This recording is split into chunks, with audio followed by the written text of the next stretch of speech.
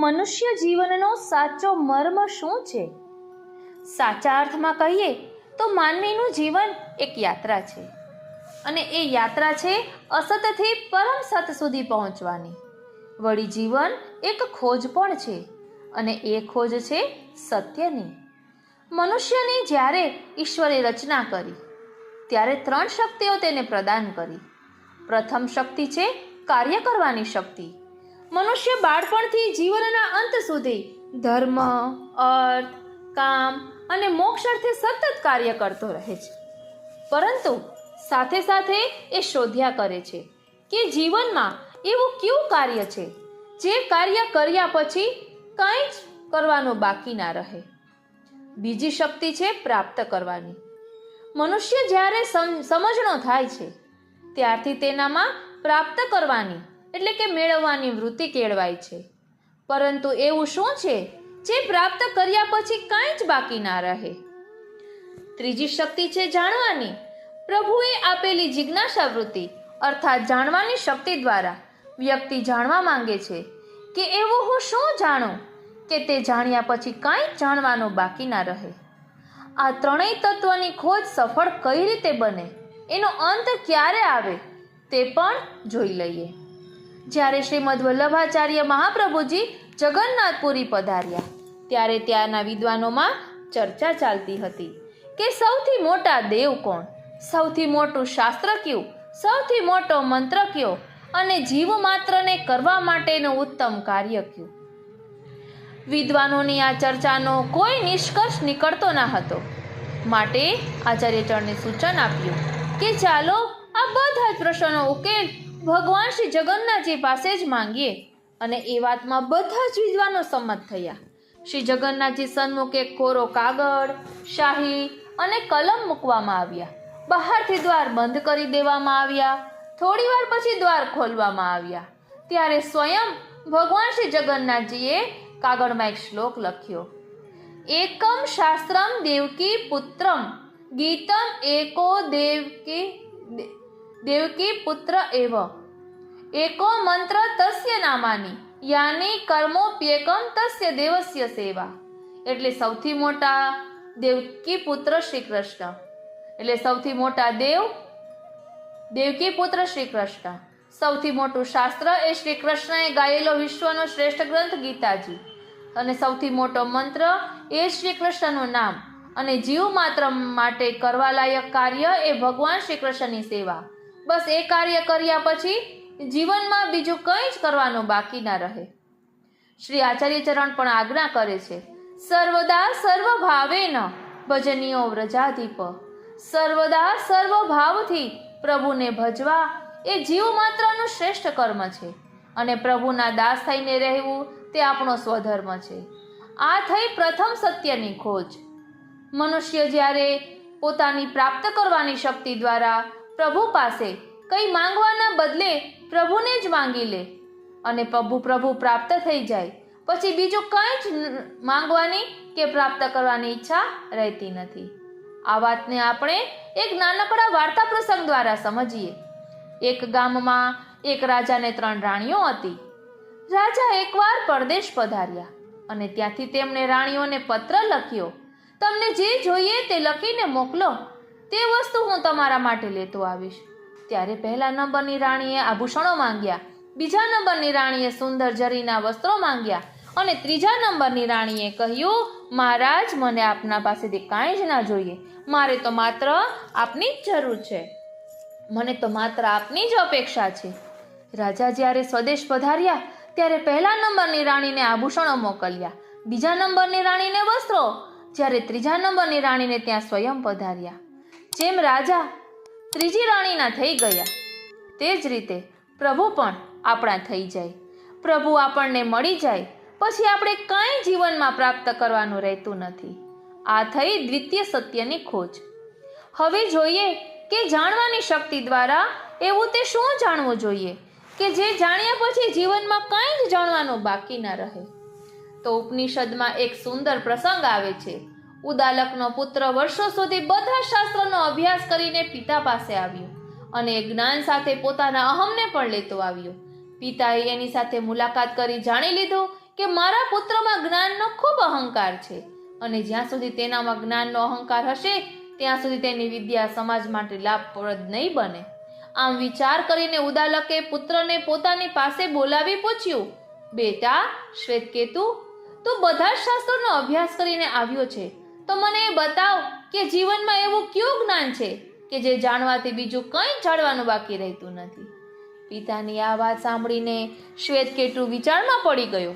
વેદો ગ્રંથો કંઠસ્થ કર્યા, પણ એવું ક્યાંય નથી આવ્યું કે તેને જાણવાથી બધું જ જણાઈ જાય. આ વાતથી શ્વેતકેતુના જ્ઞાનનો અહમ પીગળી ગયો અને પિતાના ચરણોમાં પડી, પિતાશ્રી સાચે જ મને જ્ઞાનનો અહમ થઈ ગયો હતો. ઈશ્વર કૃપાથી આજે મારો અહમ દૂર થયો. હવે આપ આ પ્રશ્નનો ઉત્તર આપવા મહેરબાની કરો, જેથી મારા મનને તૃપ્તિ થાય. ત્યારે પિતાએ કહ્યું, જો બેટા, તને સામે શું દેખાય છે? ત્યારે શ્વેતકેતુએ ઉત્તર આપ્યો, મને અલગ અલગ રંગના ઘડા દેખાઈ રહ્યા છે. ત્યારે પિતાએ કહ્યું કે આ જ અજ્ઞાન છે. જ્યારે તું એ જાણી લઈશ કે બધા ઘડા ભલે અલગ અલગ દેખાય છે, પણ બધાની અંદર માટી તો એક જ છે. ભિન્ન ભિન્ન સ્વરૂપે દેખાતી ગાયોમાં પણ જેમ ગોત્વ જાતિ તો એક જ છે, તે જ રીતે જગતમાં આપણે જે પણ કાંઈ કરી રહ્યા છીએ એ બધો જ પરમાત્માનો જ વિસ્તાર છે, પરમાત્માની જ લીલા છે. રૂપ નામ વિભેદેન જગત ક્રીડતી યો યતઃ. આ જગતમાં રૂપ અને નામ બદલીને પરમાત્મા જ લીલા કરી રહ્યા છે. આ જ્ઞાન થઈ જાય, આ રહસ્ય સમજાઈ જાય, તેને જીવનમાં બીજું કંઈ જાણવાનું બાકી રહેતું નથી.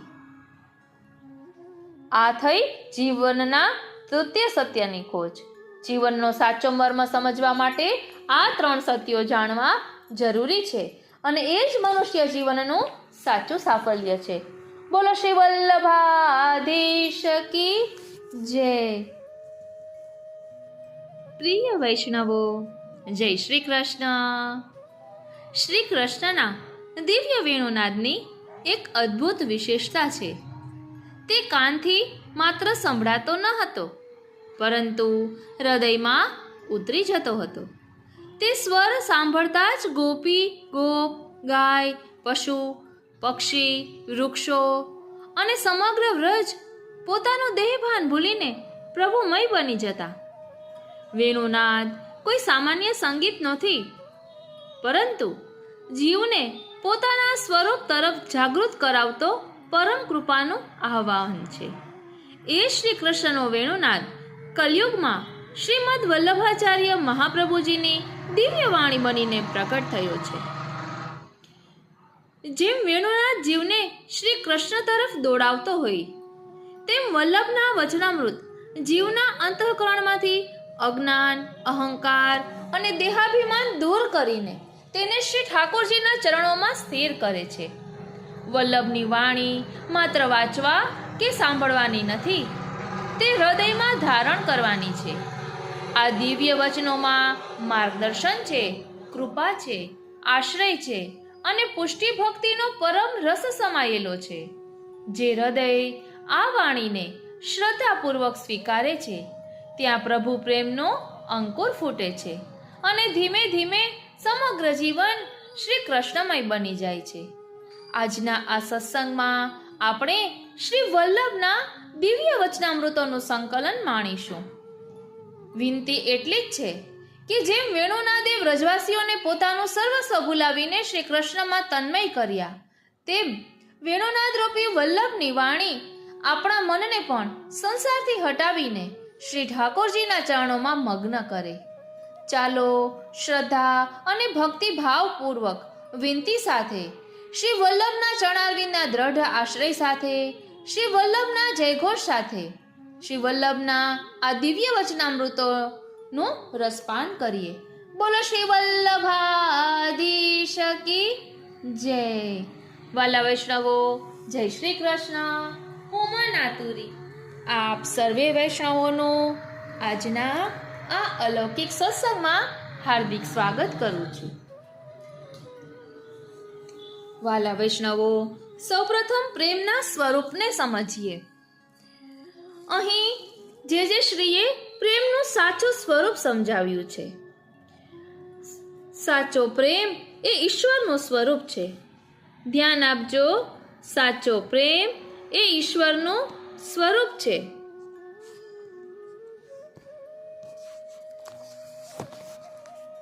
એટલે જ કહેવાય છે, પ્રેમ હરિ કો રૂપ હૈ, ત્યો હરિ પ્રેમ સ્વરૂપ. એક હોય દ્વેયો દિશે, જ્યો સૂરજ અરુધૂપ. અર્થાત જેમ સૂર્યના પ્રકાશમાં કોઈ વ્યક્તિ અને તેની છાયા અલગ દેખાય છે, પરંતુ વાસ્તવમાં એક જ છે, તેમ પ્રેમ અને પ્રભુ બંને એક જ છે. મોહને ઘણીવાર પ્રેમનું સ્વરૂપ આપી દેવામાં આવે છે, પરંતુ મોહમાં તો માત્ર બાહ્ય આકર્ષણ જ હોય છે, જેમાં હંમેશા કંઈક લેવાની ભાવના રહેલી હોય છે, જ્યારે વિશુદ્ધ પ્રેમમાં હંમેશા ત્યાગની ભાવના હોય છે. मुझे गम भी उनका अजीज है, क्योंकि वो उन्हीं की दी हुई चीज है. પ્રેમમાં જ્યારે પ્રેમીથી દુઃખ મળે ને, તો પણ એનો સંપૂર્ણ સ્વીકાર છે, કારણ કે તે દુઃખ પોતાના પ્રેમીથી જ મળેલું હોય છે. એક દિવસ ભગવાન શ્રી કૃષ્ણ મથુરામાં પોતાના મહેલની અટારીએ ઊભા હતા. આજે આપશ્રીનો જન્મદિવસ હતો અને વિચારોમાં ખોવાયેલા શ્રી કૃષ્ણ ભગવાનના નેત્ર સજલ થઈ ગયા હતા. પ્રભુની પાસે ઊભેલા ઉદ્ધવજીની નજર પ્રભુ ઉપર પડી અને બોલ્યા, કૃપાનાથ, આ શ્રી લીલા છે, આપની આંખમાં આંસુ? ત્યારે પ્રભુએ ઉત્તર આપ્યો, હે ઉદ્ધવ, આજે અમારા જન્મદિને અમને અમારા વ્રજના ગોપીજનોની યાદ આવી ગઈ. આ સાંભળીને ઉદ્ધવજીને આશ્ચર્ય થયું અને બોલ્યા, પ્રભુ, આપ તો બ્રહ્મ છો અને લૌકિક જીવો માટે આપ રુદન કરો છો. ઉદ્ધવજી તો જ્ઞાન માર્ગી હતા. એ પ્રભુના ગોપીજનો પ્રત્યેના વિશુદ્ધ પ્રેમને ક્યાંથી સમજી શકે? તેમને તો પોતાના જ્ઞાનનો અહમ હતો, અને જ્યાં અહમ હોય છે ત્યાં પ્રેમની પરિભાષા સમજવી અસંભવ છે. ઉદ્ધવજીના આ અહમને નિર્મૂળ કરવાના હેતુથી ભગવાન શ્રી કૃષ્ણએ તેમને પોતાનો સંદેશ લઈને ગોપીજનોને મળવા વ્રજમાં જવાની આજ્ઞા કરી. વ્રજમાં આવીને ઉદ્ધવજીએ કોઈને ગોપીઓ વિશે પૂછ્યું, ત્યારે ઉત્તર મળ્યો કે આ વહેતી ધારા જ્યાં વહી રહી છે તે તરફ તમે જાઓ, ત્યાં ગોપીઓ મળી જશે. એ વહેતી ધારા એ બીજું કંઈ નહીં પણ ગોપીઓના અશ્રુઓની ધારા હતી, જે શ્રી કૃષ્ણના વિરહમાં થયેલા અશ્રુપાતને કારણે અશ્રુધારા બની ગઈ હતી. જ્યારે ઉદ્ધવજી ગોપીઓને મળ્યા ત્યારે પોતાના જ્ઞાનની ગાથા સંભળાવવા લાગ્યા, નિરાકાર બ્રહ્મની વાતો કરવા લાગ્યા, પરંતુ તેને વ્યર્થ સમજીને ગોપીઓએ ઉદ્ધવજીને કહ્યું કે આપ નિરાકાર બ્રહ્મની વાતો કરો છો, પણ અમારા પ્રભુ તો સાકાર છે. એમનો હાથ પકડીને અમે ખેલ્યા છીએ, અમારા પ્રભુના વાંકડિયા વાળ અમે ઓળ્યા છે, એ પ્રભુને પકડીને અમે બાંધેલા છે. એ જ સાકાર બ્રહ્મ, એ જ સર્વશ્રેષ્ઠ છે, જેને અમે વિશુદ્ધ પ્રેમ કરીએ છીએ. ગોપીઓની આ વાત સાંભળી ઉદ્ધવજી નિરુત્તર થઈ ગયા. તેમનું અભિમાન ઓગળી ગયું અને ગોપીઓના પક્ષમાં આવી ગયા. શ્રી કૃષ્ણના પ્રેમમાં પડેલી ગોપીઓએ પ્રભુ પાસેથી કંઈ જ નથી માંગ્યું, માત્ર પ્રભુને જ માંગ્યા છે. ધ્યાન આપજો, પ્રભુ પાસે કંઈ નથી માંગ્યું, માત્ર પ્રભુને જ માંગ્યા છે. ઓ શ્રીનાથજી, એટલે જ કહેવાય છે ને, પ્રેમ ગલી પિયાસા કરી યામે દો ન સમાય, मैं न रहूं તું ન રહે, દોનો એક હો જાય. પ્રેમની ગલી એવી છે કે જેમાં પ્રેમી અને પ્રેમિકા અલગ નહીં પણ એક જ થઈ જાય છે. ગોપીઓને શ્રી કૃષ્ણ પ્રેમમાં શિરમોર મનાય છે. ગોપીઓ માટે કહ્યું છે, ગોપી પ્રેમ કી ધ્વજા, जिन गोपाल किए अपने वश उर्धर वाम भुजा. ગોપીજનોએ કરેલી પ્રેમ લક્ષણા ભક્તિ એવી છે કે જેમાં નવે નવધા ભક્તિ પણ સમાઈ જાય. તેઓએ પોતાનું જીવન ધન શ્રી કૃષ્ણને સમર્પણ કરીને એમના પ્રેમમાં જ ઓતપ્રોત થઈ ગયા હતા. આવા વિશુદ્ધ પ્રેમને કારણે પ્રભુ પણ ગોપીજનોને વશ થઈ ગયા હતા. અહમ ભક્ત પરાધીન, તેને અનુસરીને પ્રભુ એ પ્રેમ મેળવવા અને બાંટવા ગોપીજનોની ઈચ્છા મુજબની લીલાઓ કરી છે. ગોપીજનોની છછિયાભર છાસ પર નાચ કર્યો છે. આપણે જોયું છે કે લૌકિકના બધા જ પ્રેમ મોટે ભાગે સ્વાર્થસભર હોય છે, જેમાં રૂપ, ગુણ અને દ્રવ્યનો સ્વાર્થ હોય છે. પરંતુ પ્રભુને પ્રીતિ કરવા માટે માત્ર દિલમાં પ્રીતિ હોવી જોઈએ. પ્રભુ સાથેનો પ્રેમ હંમેશા નિર્વિકાર, નિર્દોષ અને અપેક્ષા રહિત હોય છે. આવા પ્રેમમાં કેવળ પ્રભુના સુખનો જ વિચાર કરાય છે. અહેતુકી ભક્તિ એ અલૌકિક પ્રેમ છે અને તે પુષ્ટિ માર્ગનો પાયાનો સિદ્ધાંત છે. સંસારનો લૌકિક પ્રેમ જાત જાતના બંધનો અને લેનદેનના ભાવ જગાવે છે, જ્યારે પ્રભુ સાથેનો સહજ પ્રેમ પ્રભુના તત્સુખના વિચારનો ભાવ જગાવે છે. ગોવિંદ સ્વામીએ પણ કીર્તનમાં ગાયું છે, પ્રીતમ પ્રીત હિ તે પૈયે. આ કીર્તનમાં ગોવિંદ સ્વામીએ પ્રીત કોને કહ્યા, પ્રીત કેવી હોય, પ્રીત કોનાથી કેવી કરવી તે વાત બતાવી. પ્રભુને વશ કરવા, પ્રાપ્ત કરવા, રીઝવવા કેવળ પ્રીતિની જરૂર છે. જેને જેની પ્રત્યે સ્નેહ હશે તો તે એકબીજાથી ગમે એટલા દૂર હશે છતાં પ્રત્યક્ષ હોય તેવી અનુભૂતિ થશે. કુમુદિની જળમાં રહે અને ચંદ્ર આકાશમાં હોય છે.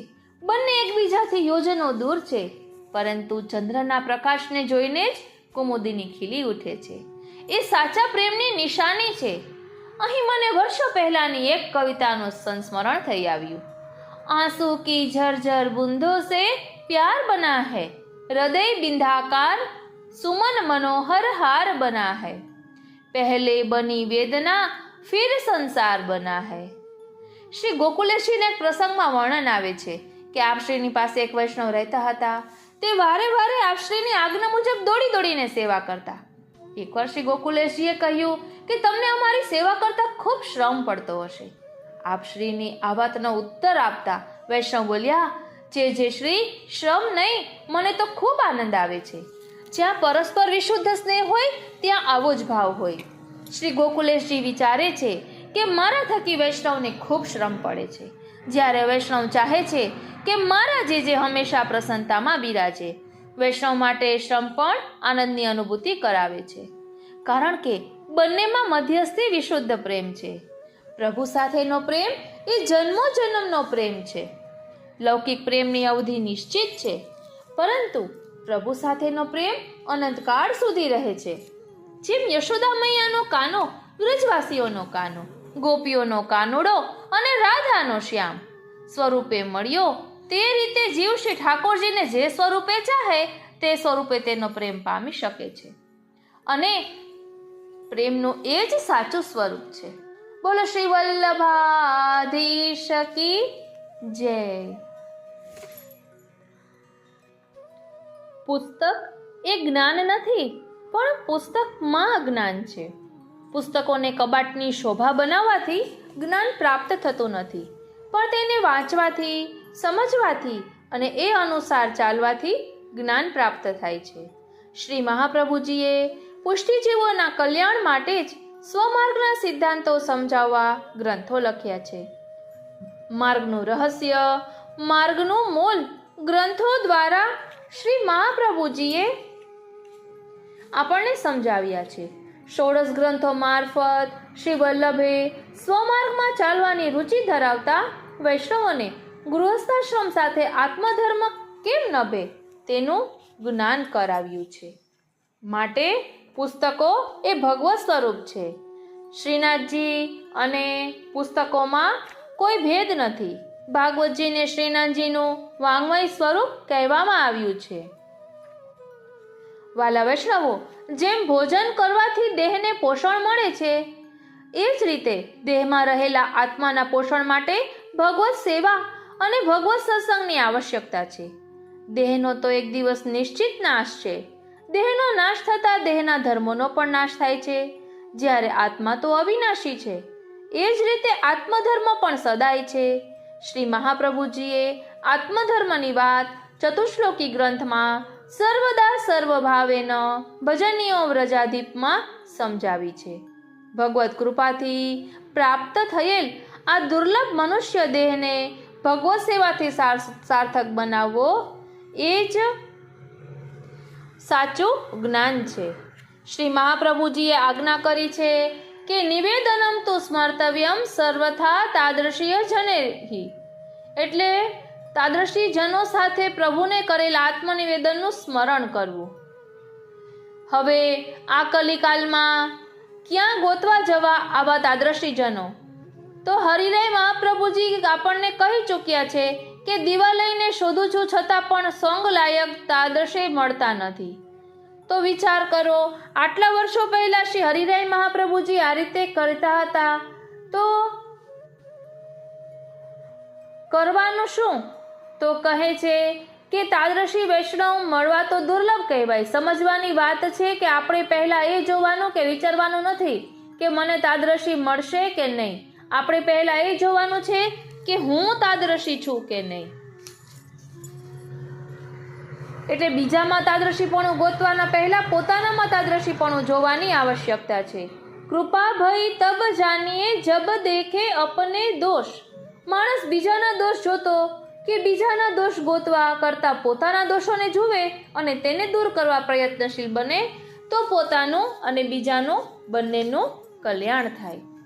વાલા વૈષ્ણવો, દૈવી જીવ હોય અને તે અપરાધ કરે તો ભગવાન તેને દંડ દેવા હીન અસુરીઓનીમાં જન્મ આપે. છતાં ભગવત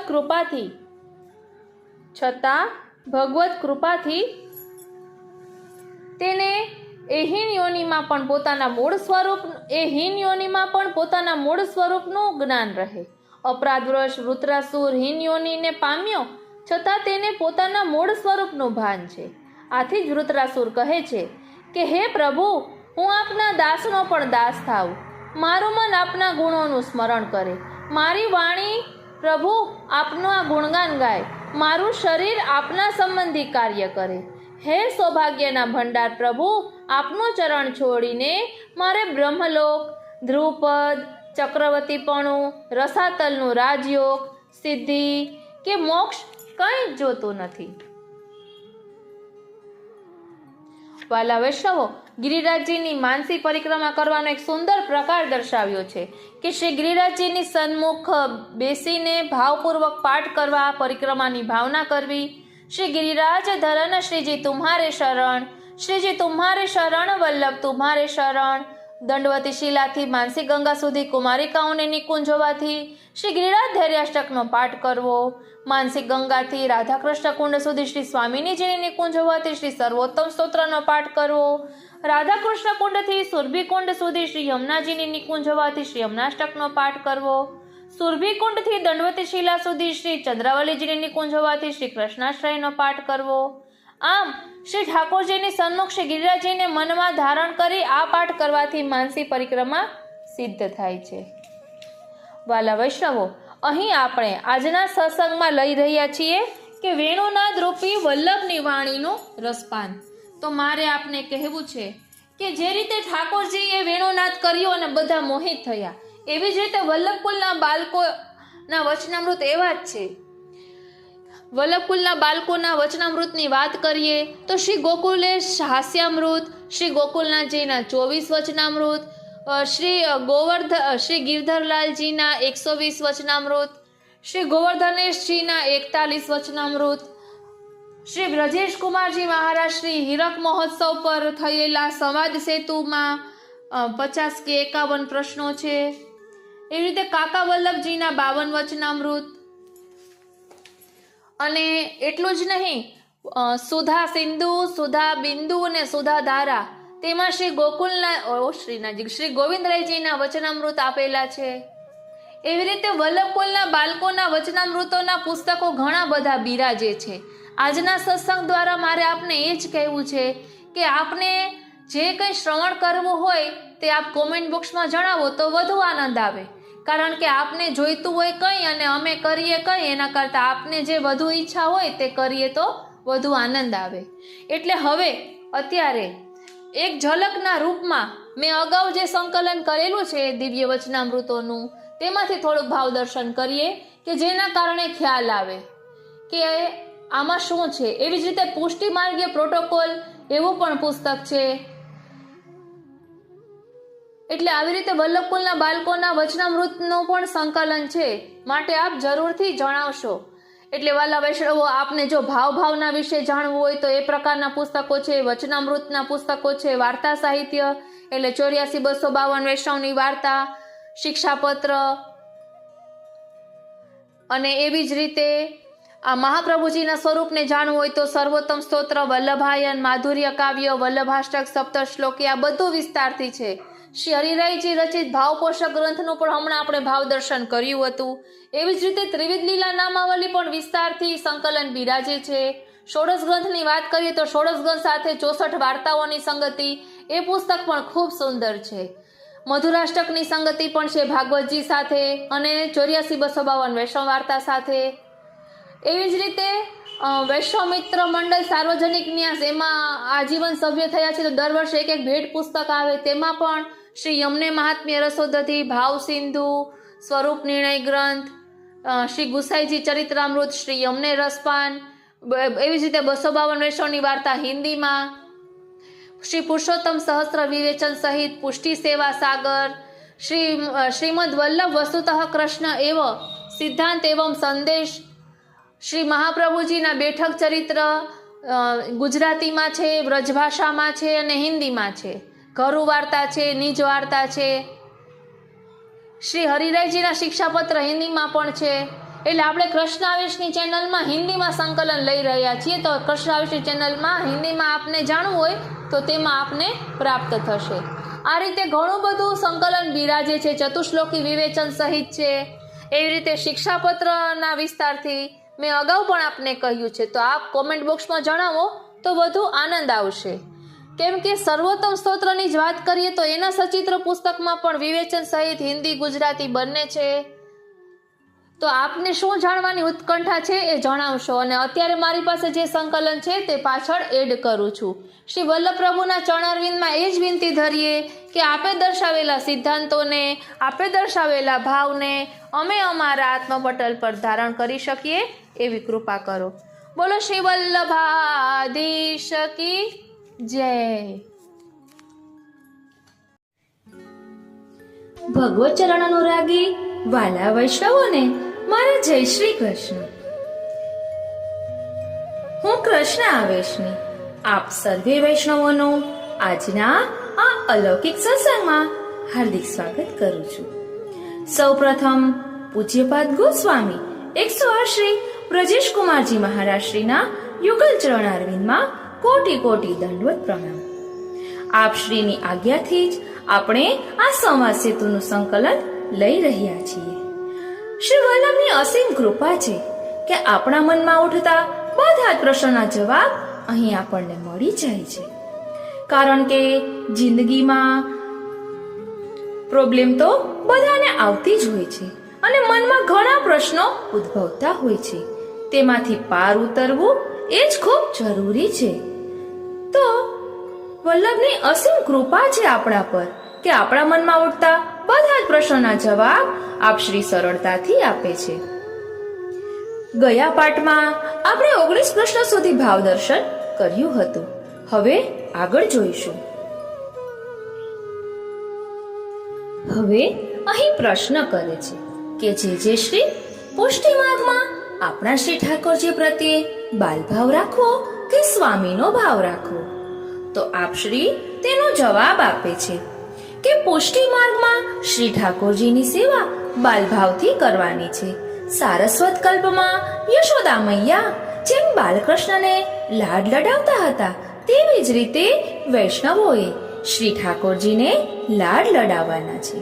એક માતા પોતાના બાળકથી કોઈ અપેક્ષા રાખવાને બદલે તેની સેવામાં હંમેશા તત્પર રહે છે અને તેના માટે હંમેશા ચિંતિત રહે છે. તેવી જ રીતે શ્રી ઠાકોરજી સાથે નિષ્કામ ભાવથી સેવામાં તત્પર રહેવાનું છે. અહીં વૈષ્ણવોને શ્રી ઠાકોરજીથી કંઈ જ જોતું નથી, પણ શ્રી ઠાકોરજી જ જોઈએ છે.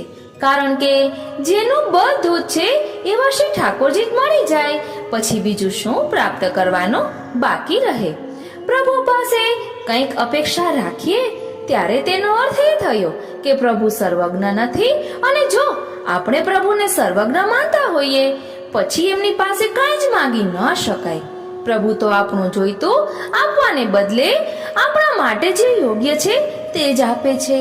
બાલભાવથી સેવા કરતા વૈષ્ણવોને સેવામાં નિત્ય નવા વસ્ત્રો ધરાવવાનો આનંદ, નવી સામગ્રી ધરાવવાનો આનંદ, નવી સજાવટ કરવાનો આનંદ અનુભવાય છે અને તેથી વૈષ્ણવોની આપવાની વૃત્તિની વૃદ્ધિ થાય છે.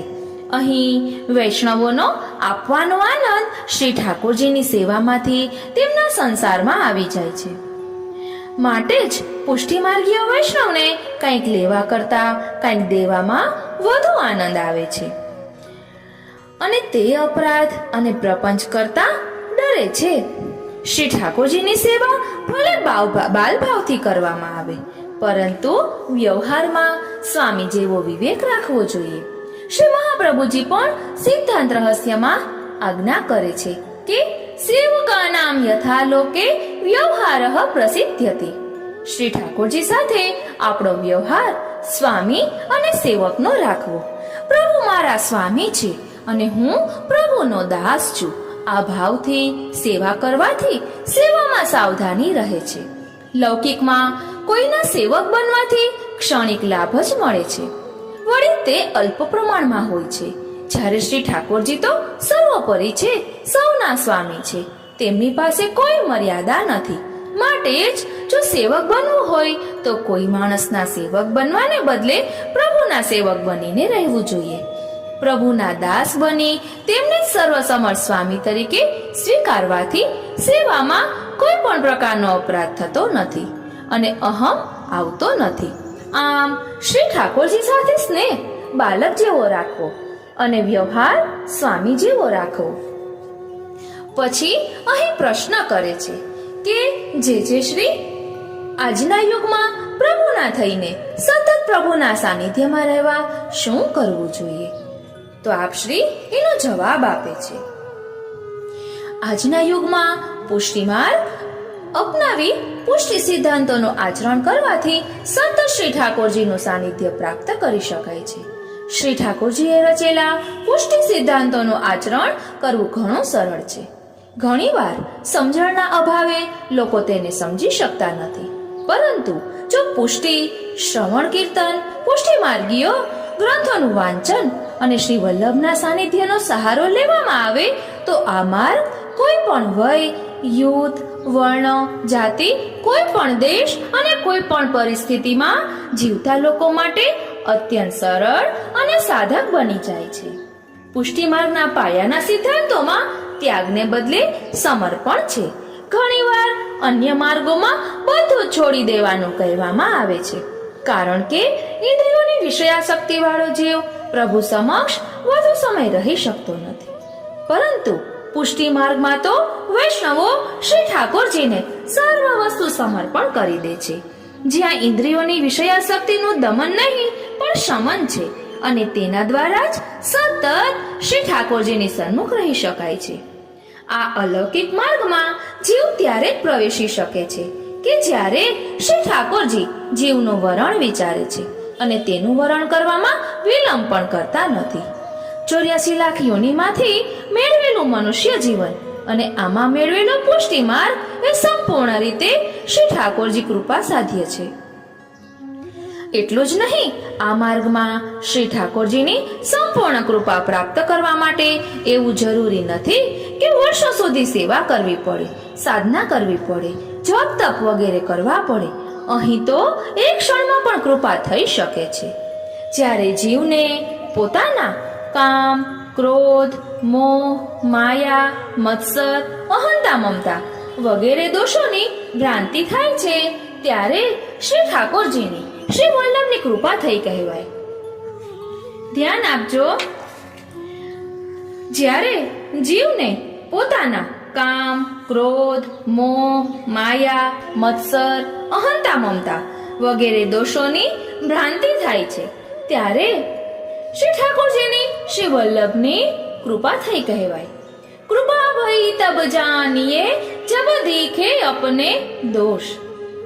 એવું પણ કહેવાય છે ને, અપનો દોષ વિચાર સખીરી ઉનસો કછું ન કહીએ કૃપા એક લાલનજી કી ચાહીએ.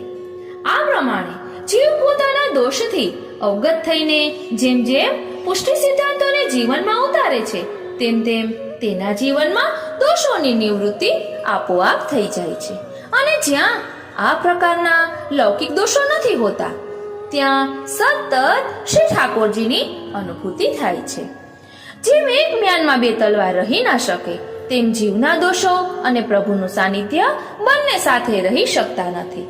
પુષ્ટિ માર્ગમાં સૂચવેલી શ્રી ઠાકોરજીની સેવા દ્વારા પ્રભુનું સાનિધ્ય અને પરોક્ષમાં સૂચવેલા પ્રભુના સ્મરણ, મનન, ચિંતન તથા સેવા સંબંધી અન્ય કાર્યો દ્વારા નિરંતર શ્રી ઠાકોરજીની સન્મુખ હોવાનો અહેસાસ થાય છે. વળી જ્યાં સંપૂર્ણ સમર્પણ થયું હોય ત્યાં લૌકિક કાર્યો પણ શ્રી ઠાકોરજીની દિવ્ય ઉપસ્થિતિમાં થઈ રહ્યા હોય તેવો અનુભવ થાય છે. લૌકિક કાર્યોની શરૂઆત કૃષ્ણાર્પણ એવા ભાવ રાખીને કરવી. જ્યારે જ્યારે પણ વૈષ્ણવો શ્રી ઠાકોરજીની સેવા પ્રકારની આજ્ઞા લેવા આવે છે ત્યારે અમે તેમની યોગ્યતા જોઈને યથાયોગ્ય આજ્ઞા આપતા હોઈએ છીએ, જેથી તે વૈષ્ણવ શ્રી ઠાકોરજીને પોતાની સેવાને પોતાની દિનચર્યાનો ભાગ બનાવી શકે. પુષ્ટિ માર્ગમાં શ્રી ઠાકોરજી સાથે અલ્પ સમયનો નહીં પણ સંપૂર્ણ સમયનો સ્નેહ થઈ જાય છે. જેમ કોઈ માતા તેના 6 મહિનાના બાળકથી એક ક્ષણ પણ અળગી રહી શકતી નથી, તે જ પ્રકારે પુષ્ટિ માર્ગમાં બાલભાવની સેવા હોવાને કારણે વૈષ્ણવો શ્રી ઠાકોરજીથી એક ક્ષણ પણ અળગા રહી શકતા નથી. પુષ્ટિ માર્ગમાં જીવ સમયે સમયે ઉત્સવો, મનોરથો વગેરેનો લાભ લે છે અને લેવડાવે છે અને તે જ કારણથી શ્રી ઠાકોરજીનું સતત સાનિધ્ય માણી શકે છે અને પોતાના જીવનને એક ઉત્સવ સમાન બનાવી શકે છે. પુષ્ટિ માર્ગની આ ઉત્તમ જીવન પ્રણાલી જ જીવને નિશ્ચિત રૂપથી ભગવત પ્રાપ્તિનો અહેસાસ કરાવે છે. આ કલિકાલમાં મનુષ્ય અત્યંત ભયભીત છે. તેને અનેક વાતોનો ભય સતાવે છે, પરંતુ જ્યારે પણ ભગવત ભાવ પ્રાપ્ત થાય છે ત્યારે કાળ, કર્મ, સ્વભાવનું કશું જ ઉપજતું નથી. અને જેમ મહાભારતના યુદ્ધ વખતે અર્જુનનો ભય શ્રી કૃષ્ણના સાનિધ્યથી દૂર થયો, તેમ જીવને પણ શ્રી ઠાકોરજીના સતત સાનિધ્યમાં અભયત્વનો અહેસાસ થાય છે. હવે અહીં પ્રશ્ન કરે છે કે જે શ્રી અમને અન્ય શ્રીની સાચી સમજ નથી, કૃપા કરી તે વિષય પર પ્રકાશ પાડવા વિનંતી. તો આપ શ્રી તેનો જવાબ આપે છે.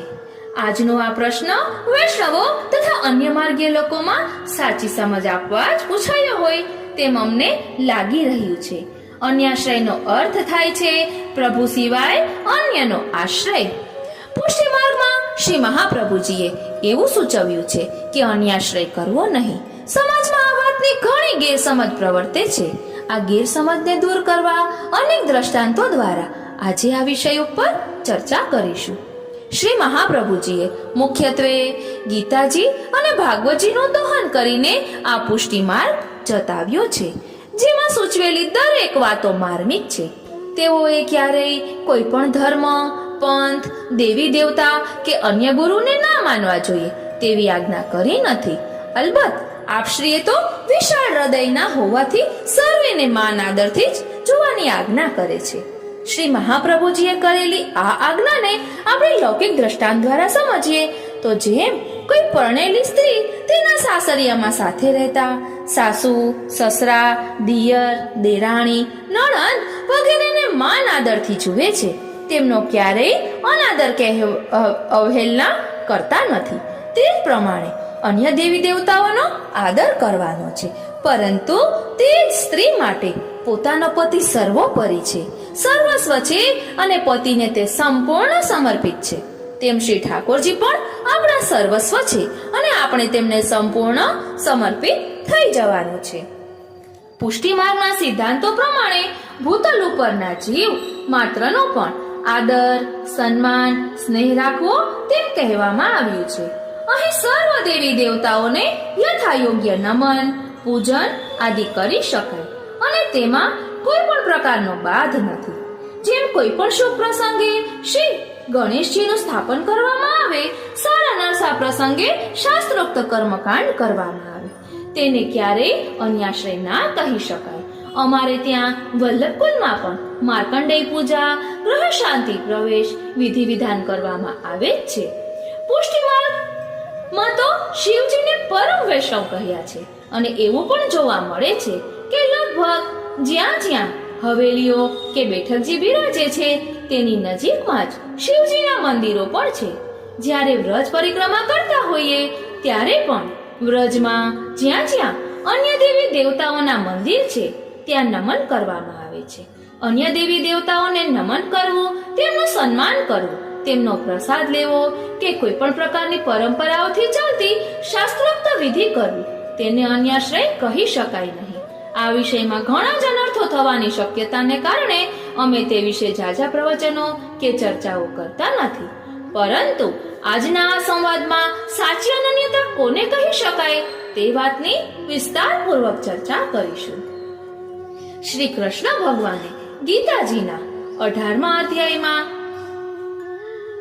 66મા શ્લોકમાં કહ્યું છે કે સર્વ ધર્માન પરિત્યજમ મામેકમ શરણમ વ્રજ અહમ ત્વામ સર્વ પાપેભ્યો મોક્ષયિષ્યામિ મા શુચઃ. અર્થાત, હે જીવ, તું સર્વ પ્રકારના ધર્મોનો ત્યાગ કરીને મારી શરણમાં આવી જા. હું તારો સર્વ પાપોમાંથી ઉદ્ધાર કરીશ. તું મારા શરણે આવી જા તો તારા સર્વ કર્મો અને પુરુષાર્થમાં મારી કૃપા ભળી જશે. વૈષ્ણવોએ તો અનન્ય ભાવે જ શ્રી ઠાકોરજીને શરણે જવું, એમાં જ જીવનું કલ્યાણ છે. કારણ કે લૌકિકમાં કરેલા પુરુષાર્થ તો પતંગ જેવા છે.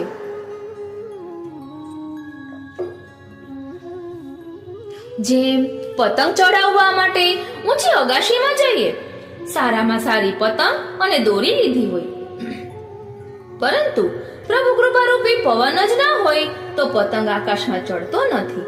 અને આ જ પવન જો ચારે દિશામાં ફરતો હોય તો આપણો પતંગ સ્થિર રહેતો નથી. તેવી જ રીતે જ્યારે જ્યારે પણ આપણે અનેકનો આશ્રય કરીએ ત્યારે ત્યારે દિશામાં ફરતા પવન જેવી સ્થિતિ સર્જાય છે અને જીવનનો પતંગ પછી અસ્થિર રહે છે. માટે જ કહ્યું છે ને, પૂજ્ય ભાવથી હાથ બધે જોડાય, પરંતુ મન, વચન, કર્મ અને આત્માથી શ્રી ઠાકોરજીમાં જ અનન્યતાનો ભાવ રાખો. એક દિવસ ભગવાન શ્રી કૃષ્ણ દ્વારકામાં ભોજન આરોગી રહ્યા હતા અને રૂક્ષ્મણીજી પંખો કરતા હતા. અચાનક જ ભોજન કરતા કરતા શ્રી કૃષ્ણ ઊભા થઈને દરવાજા તરફ દોડ્યા. થોડી વારમાં ત્યાં ઊભા રહીને પાછા ભોજન કરવા બેસી ગયા. પ્રભુની આ કૃતિથી રૂક્ષ્મણીજીને ખૂબ આશ્ચર્ય થયું. તેમણે પૂછ્યું, પ્રભુ, આપની આ લીલા સમજાય નહીં. ત્યારે પ્રભુએ ઉત્તર આપ્યો કે અમારા એક ભક્તને કેટલાક લોકો કષ્ટ આપી રહ્યા હતા, ગાળો આપી રહ્યા હતા, તેથી અમે તેની વારે દોડ્યા. પરંતુ જઈને જોયું તો એ ભક્તે અમારા મદદની રાહ જોયા વગર કષ્ટ આપી રહેલા લોકો ઉપર પથ્થરો ઉગામ્યા અને અપશબ્દો બોલવા લાગ્યો. તેથી જ અમે તેની મદદ કરવામાં પાછી પાની કરી દીધી. હરે શ્રીનાથજી, લૌકિકમાં જ્યારે જ્યારે આપણને દુઃખ કે કષ્ટ પડે ત્યારે સંપૂર્ણ વિશ્વાસ રાખી અનન્યતાના ભાવથી શ્રી ઠાકોરજીનું શરણ સ્વીકારી લેવું. ક્યારેય પથ્થર જેવા લૌકિક સહારા ઉપર વિશ્વાસ મૂકવો નહીં. શ્રી મહાપ્રભુજી પણ વિવેક ધૈર્યાશ્રયના 15મા શ્લોક દ્વારા સમજાવે છે કે અવિશ્વાસો ન કર્તવ્ય સર્વથા બાધકસ્તુ સહ બ્રહ્મા સ્વચાતકો ભાવ્યોમ પ્રાપ્તો સેવેત નિર્મમઃ. અર્થાત, આપણે આપણા શ્રી ઠાકોરજીને છોડીને બીજા કોઈના શરણે જવું નહીં. એમ કરવાનો અર્થ એ થાય કે આપણને આપણા શ્રી ઠાકોરજીમાં અવિશ્વાસ છે. અવિશ્વાસ બધી જ રીતે ભક્તિમાં બાધક બને છે. મનમાં જો શંકા હશે તો અવિશ્વાસ જાગશે અને મનમાં જો સ્નેહ હશે તો અચૂક વિશ્વાસ જાગશે.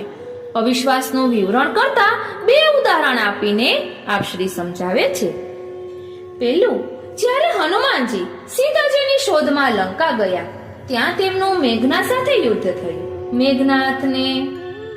મેઘનાદને એ બ્રહ્માસ્ત્ર ઉપર સંપૂર્ણ વિશ્વાસ હતો, તેથી તેણે બ્રહ્માસ્ત્ર મંત્રથી સૂતરના તાતણે હનુમાનજીને બાંધી રાવણની સભામાં હાજર કર્યા.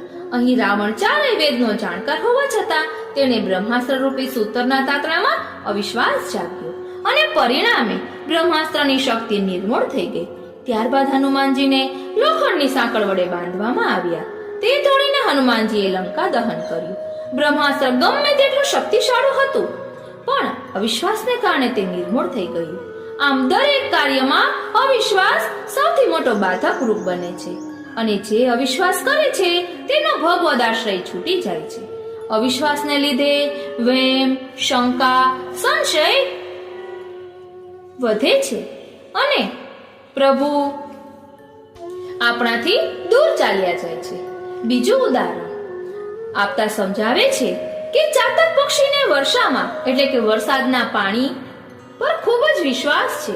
સ્વાતિ નક્ષત્રમાં મેઘ જલવર્ષા કરે તો જ ચાતક પક્ષી એમાંનું જલબિંદુ પોતાની ચાંચમાં ઝીલી પોતાની તરસ छिपाવે છે. પોતાની આસપાસ આટલું બધું પાણી હોવા છતાં પણ ચાતક પક્ષી પોતાની તરસ छिपाવવા માત્ર સ્વાતિની વર્ષાના જલની ઉપર જ વિશ્વાસ રાખે છે અને પ્રભુ તેનો વિશ્વાસ કાયમ રાખે છે.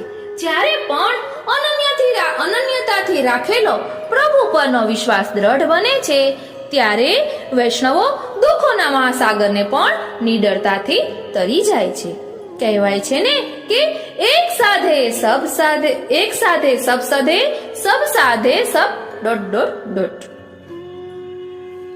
અર્થાત એકનું શરણ સ્વીકારવાથી કાર્ય સંપૂર્ણ થઈ જાય છે, જ્યારે અનેકનું શરણ સ્વીકારવાથી ક્યારેય કાર્ય સંપૂર્ણ થતું નથી.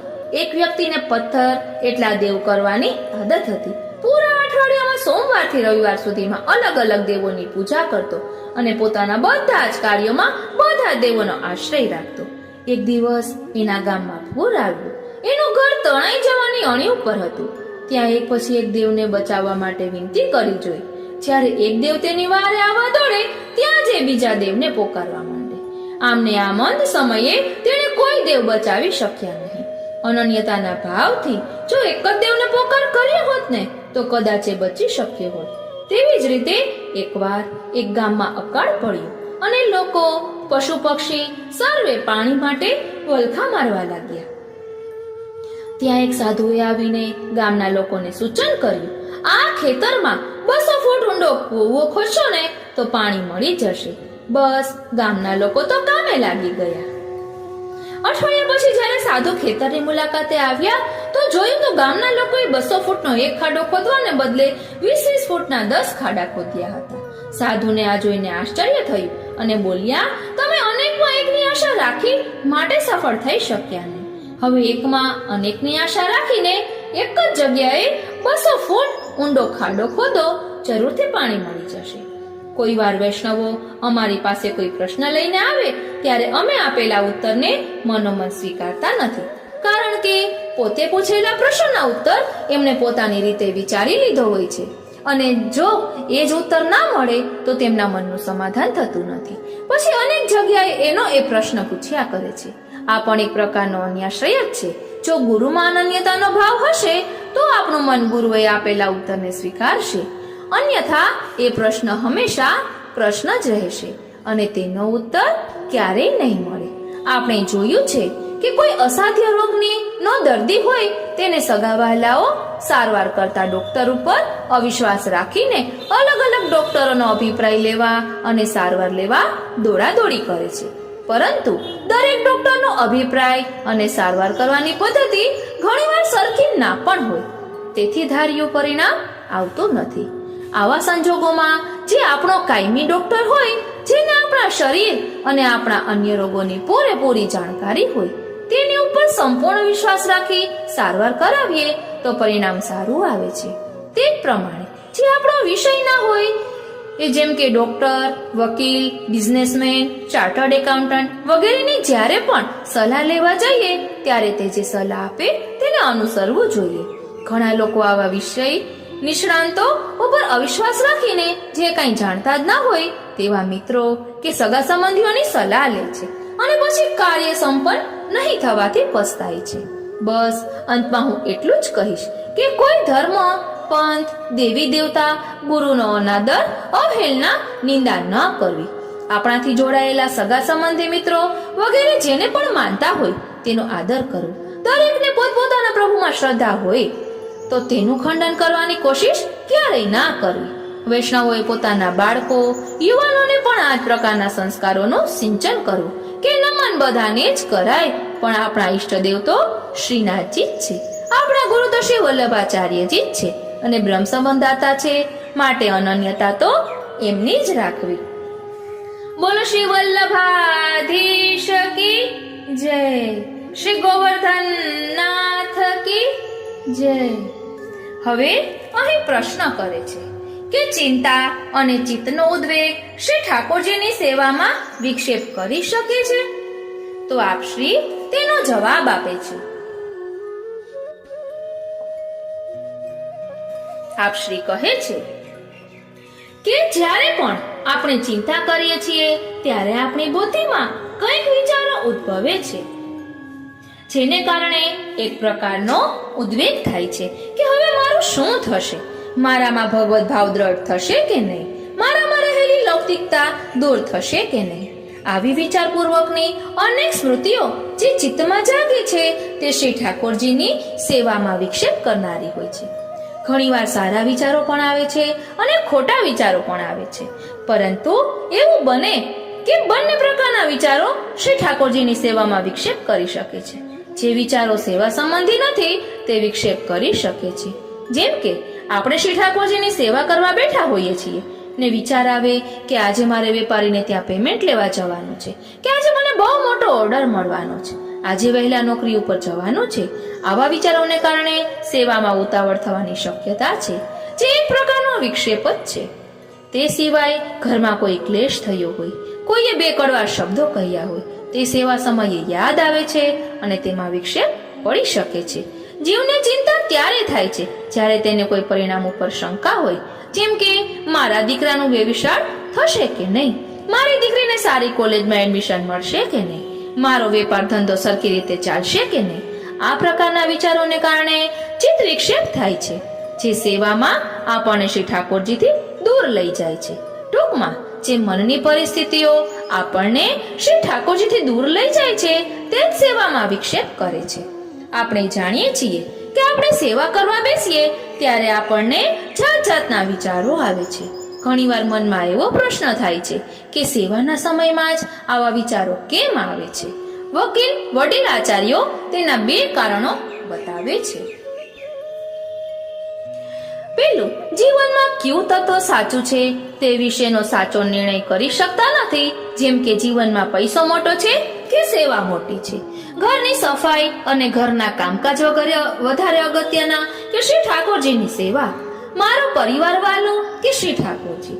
આપણે આ તત્વોનો નિર્ધાર કરી શક્યા નથી, એટલા માટે મન સંસાર અને શ્રી ઠાકોરજી વચ્ચે અટવાતું રહે છે, જેને કારણે સેવા કરતી વખતે આપણા ચિત્તમાં વિક્ષેપ થાય છે. બીજું કારણ કહે છે સત્ય અને અસત્યનો નિર્ણય કરવાનો અભાવ. આપણે જાણીએ છીએ કે સંસારની અહંતા મમતાનો ત્યાગ કરવો જોઈએ, પરંતુ ઘણીવાર તેમાંથી બહાર નીકળવું મુશ્કેલ હોય છે. આપણે એ પણ જાણીએ છીએ કે ભવિષ્યની ચિંતા કરવાથી કંઈ જ વળવાનું નથી, જેથી આપણે દુઃખી થતા જ રહીએ છીએ. ચિત્ત વિક્ષેપ કરાવનારી આવી અનેક વિચારપૂર્વકની સ્મૃતિઓની પરંપરા આપણા મનમાં ચાલ્યા કરતી હોય છે, જેને કારણે શ્રી ઠાકોરજીની સેવા ક્રિયાત્મક બની જાય છે અને એમાં ચિત્તની એકાગ્રતા થતી નથી. આવા ચિત્ત વૃત્તિઓને નિર્મૂળ કરવાનું સામર્થ્ય જીવમાં નથી, માટે જ તેનો શ્રી ગુસાઈજી સરળ ઉપાય બતાવતા સમજાવે છે કે શ્રી મહાપ્રભુજીમાં તેમના વંશજોમાં એ સામર્થ્ય રહેલું છે. જેમ અગ્નિ બધો કચરો બાળીને ખેતરને સાફ કરે છે, અગ્નિ સુવર્ણની અશુદ્ધિઓ બાળીને શુદ્ધ કરી દે છે, તેમ અલૌકિક અગ્નિ સ્વરૂપ શ્રી મહાપ્રભુજી તથા ગુરુ આપણા મનમાં ઉદ્ભવતી આવી બધી ચિંતાઓના કચરાને બાળીને સાફ કરી આપણા મનને સેવાલાયક અને શુદ્ધ કરાવી શકે છે. શ્રી મહાપ્રભુજીના ચરણ કમલના સ્પર્શથી પાવન બનેલી રજમાં પણ આવું અલૌકિક સામર્થ્ય રહેલું છે.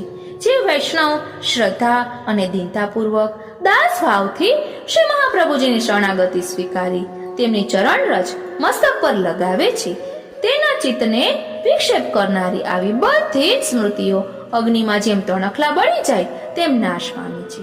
માટે જ ચિત્તની શુદ્ધિ અને ભાવથી સેવા પહોંચવા માટે વૈષ્ણવે સદા સર્વદા વારંવાર શ્રી મહાપ્રભુજીના ચરણ કમલમાં દીનતાપૂર્વક વંદન કરતા રહેવું જોઈએ. આપ શ્રીના ચરણ કમલનો દ્રઢ આશ્રય રાખવો. અહીં શ્રી મહાપ્રભુજીનો ગુરુનો દ્રઢ આશ્રય એટલે એમની આજ્ઞાઓનું ભાવથી અને તત્પરતાથી પાલન કરવાનો સંનિષ્ઠ પ્રયત્ન. આચાર્ય શ્રી નવરત્ન ગ્રંથમાં આજ્ઞા કરે છે કે ચિત્તોદ્વેગમ વિધાયાપી હરિર્યધ્યત કરિષ્યતિ તથૈવ તસ્ય લીલેતિ મત્વા ચિંતા ધૃતમ ત્યજે. ચિત્તનો ઉદ્વેગ માત્ર પ્રભુ પ્રત્યેનો જ હોવો જોઈએ, નહીં કે લૌકિક. આ બધું જ શ્રી ઠાકોરજીની લીલા માનીને લૌકિક ચિંતાનો ત્યાગ કરી પ્રભુનું ચિંતન કરવું જોઈએ. આ રીતે આપણે 23 પ્રશ્નો સુધી ભાવદર્શન કર્યું. વાલા વૈષ્ણવો, અતિ આનંદ આવી રહ્યો છે. કેટલા બધા સુંદર ખુલાસા આપ્યા છે કે અન્યાશ્રય કેને કહેવાય. માટે આપને ગમ્યું હોય તો આપના આત્મીયજનોને પણ જરૂરથી શેર કરશો, કારણ કે ઘણી વખત વૈષ્ણવો પ્રશ્ન કરતા સંકોચાતા હોય છે. તો આમાં જે પ્રશ્નો કહેલા છે તેમાંથી આપણા મનમાં પણ ઘણા પ્રશ્નો ઉદ્ભવતા હોય તો તેનો જવાબ આપણને અહીં મળી શકે છે. માટે આપના પ્રિયજનોને, સ્નેહીજનોને જરૂરથી શેર કરશો. આજનો આ સત્સંગ શ્રીનાથજી, શ્રી યમુનાજી, શ્રી મહાપ્રભુજીના ચરણારવિંદમાં સમર્પિત કરું છું. વસ્તુતઃ તત્વ બધું એક જ છે. જેની જે સ્વરૂપમાં આસક્તિ હોય તેને માનતું હોય. પુષ્ટિ માર્ગના 5 તત્વો આપણે બોલીએ જ છીએ. એટલે શ્રીનાથજી, શ્રી યમુનાજી, શ્રી મહાપ્રભુજીમાં કોઈ જ ભેદ નથી. બધા એક જ કાર્યો કરે છે. ભૂતલમાં શ્રીનાથજી મોટા રે અને શ્રી ગુસાઈજી પણ શ્રીનાથજી શ્રી ગુસાઈજી સ્વરૂપે ભૂતલ પર પધાર્યા છે. માટે કોઈમાં ભેદ નથી. જેની જેમાં આસક્તિ હોય તેને ભજે. આજનો આ સત્સંગ શ્રીનાથજી, શ્રી યમુનાજી, શ્રી મહાપ્રભુજીના ચરણારવિંદમાં સમર્પિત કરું છું. જય શ્રી કૃષ્ણ.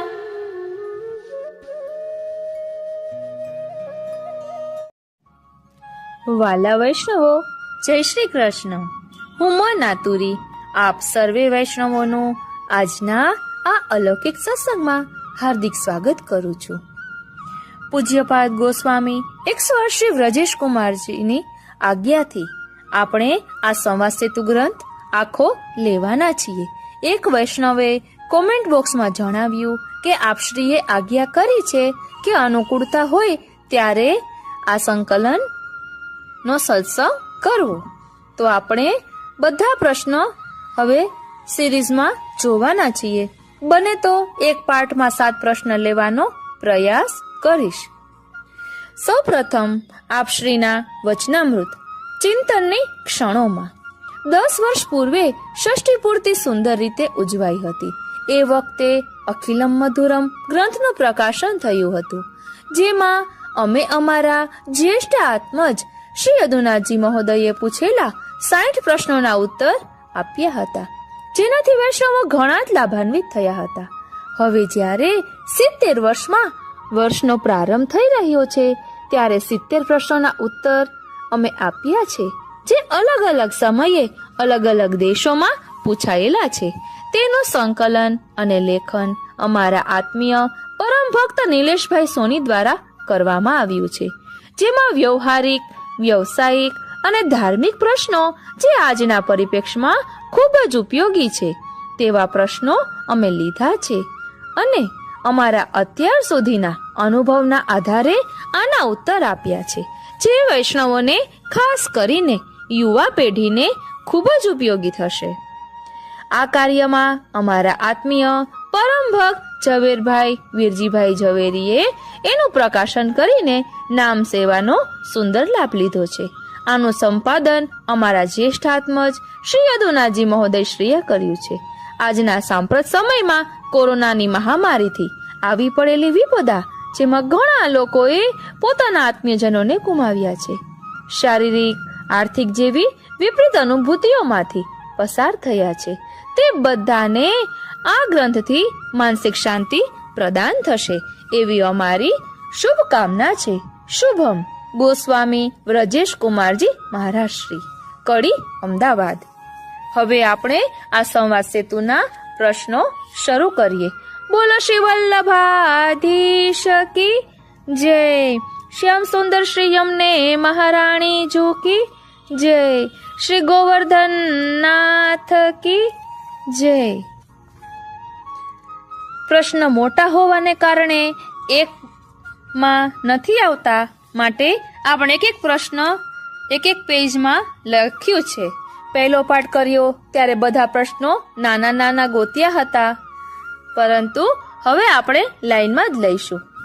પહેલો પ્રશ્ન, જીવનમાં સંવાદનું ખૂબ મહત્વ આપ શ્રી સ્વીકારો છો, તો સ્વની વાત કરીએ કે પરિવારની, વ્યવસાયની વાત કરીએ કે સામાજિક વ્યવહાર અને સંબંધોની, એમાં સંવાદ કઈ રીતે મહત્વનો ભાગ ભજવી જાય છે? તો તેનો જવાબ આપ શ્રી આપે છે કે ખૂબ જ સુંદર પ્રશ્ન છે. જીવનના દરેક પડાવમાં સંવાદ, અને એ પણ યથાર્થ રીતે કરેલો સંવાદ, સામેવાળાના જીવનમાં ઔષધિથી અધિક હિલકનું કાર્ય કરી જાય છે, કરી શકે છે. કોઈ કવિના શબ્દો યાદ આવી રહ્યા છે. મિલાના વક્ત અબ તલક खुद की पहचान बनाने का. मिलाना वक्त अब तलक खुद की पहचान बनाने का. जीवन की उलझनों में वह भूल चुकी है स्वयं को भी. जीवन की उलझनों में वह भूल चुकी है स्वयं को भी. स्वयं की अस्मिता बचाने को खुद ही से संवाद होना चाहिए. स्वयं की अस्मिता बचाने को खुद ही से संवाद होना चाहिए. સંવાદ એ વાદ વિવાદનો વિરોધી શબ્દ છે. સંવાદનો અભાવ જ વાદ વિવાદનું સર્જન કરે છે. પછી સંવાદનો અભાવ પરિવારમાં હોય, વ્યવસાયમાં હોય કે નિજથી હોય, સંવાદ એ સેતુનું કાર્ય કરે છે, જે બે વ્યક્તિ, બે વિચારધારા, બે સંસ્કૃતિઓ વચ્ચે સેતુબંધનું કાર્ય કરે છે. કોઈ પણ સંબંધનો પ્રાણ સંવાદમાં રહેલો છે.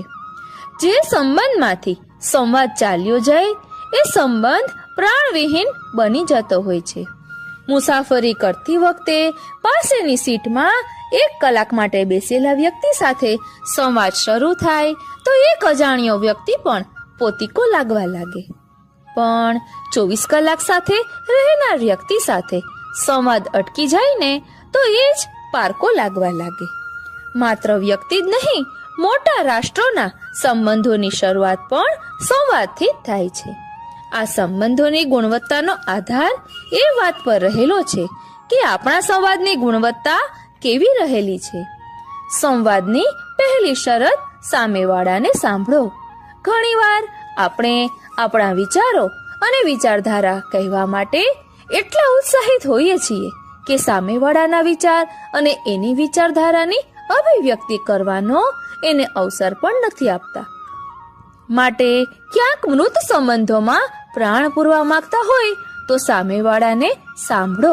જ્યારે તમે સાંભળો છો ત્યારે સામેવાળાને પોતાનો વાત કહેવાનો અવસર આપો છો, અને જ્યારે સામેવાળો વ્યક્તિ પોતાની પીડા વ્યક્ત કરે ત્યારે એની વેદના જાણવાનો પ્રયત્ન કરો છો.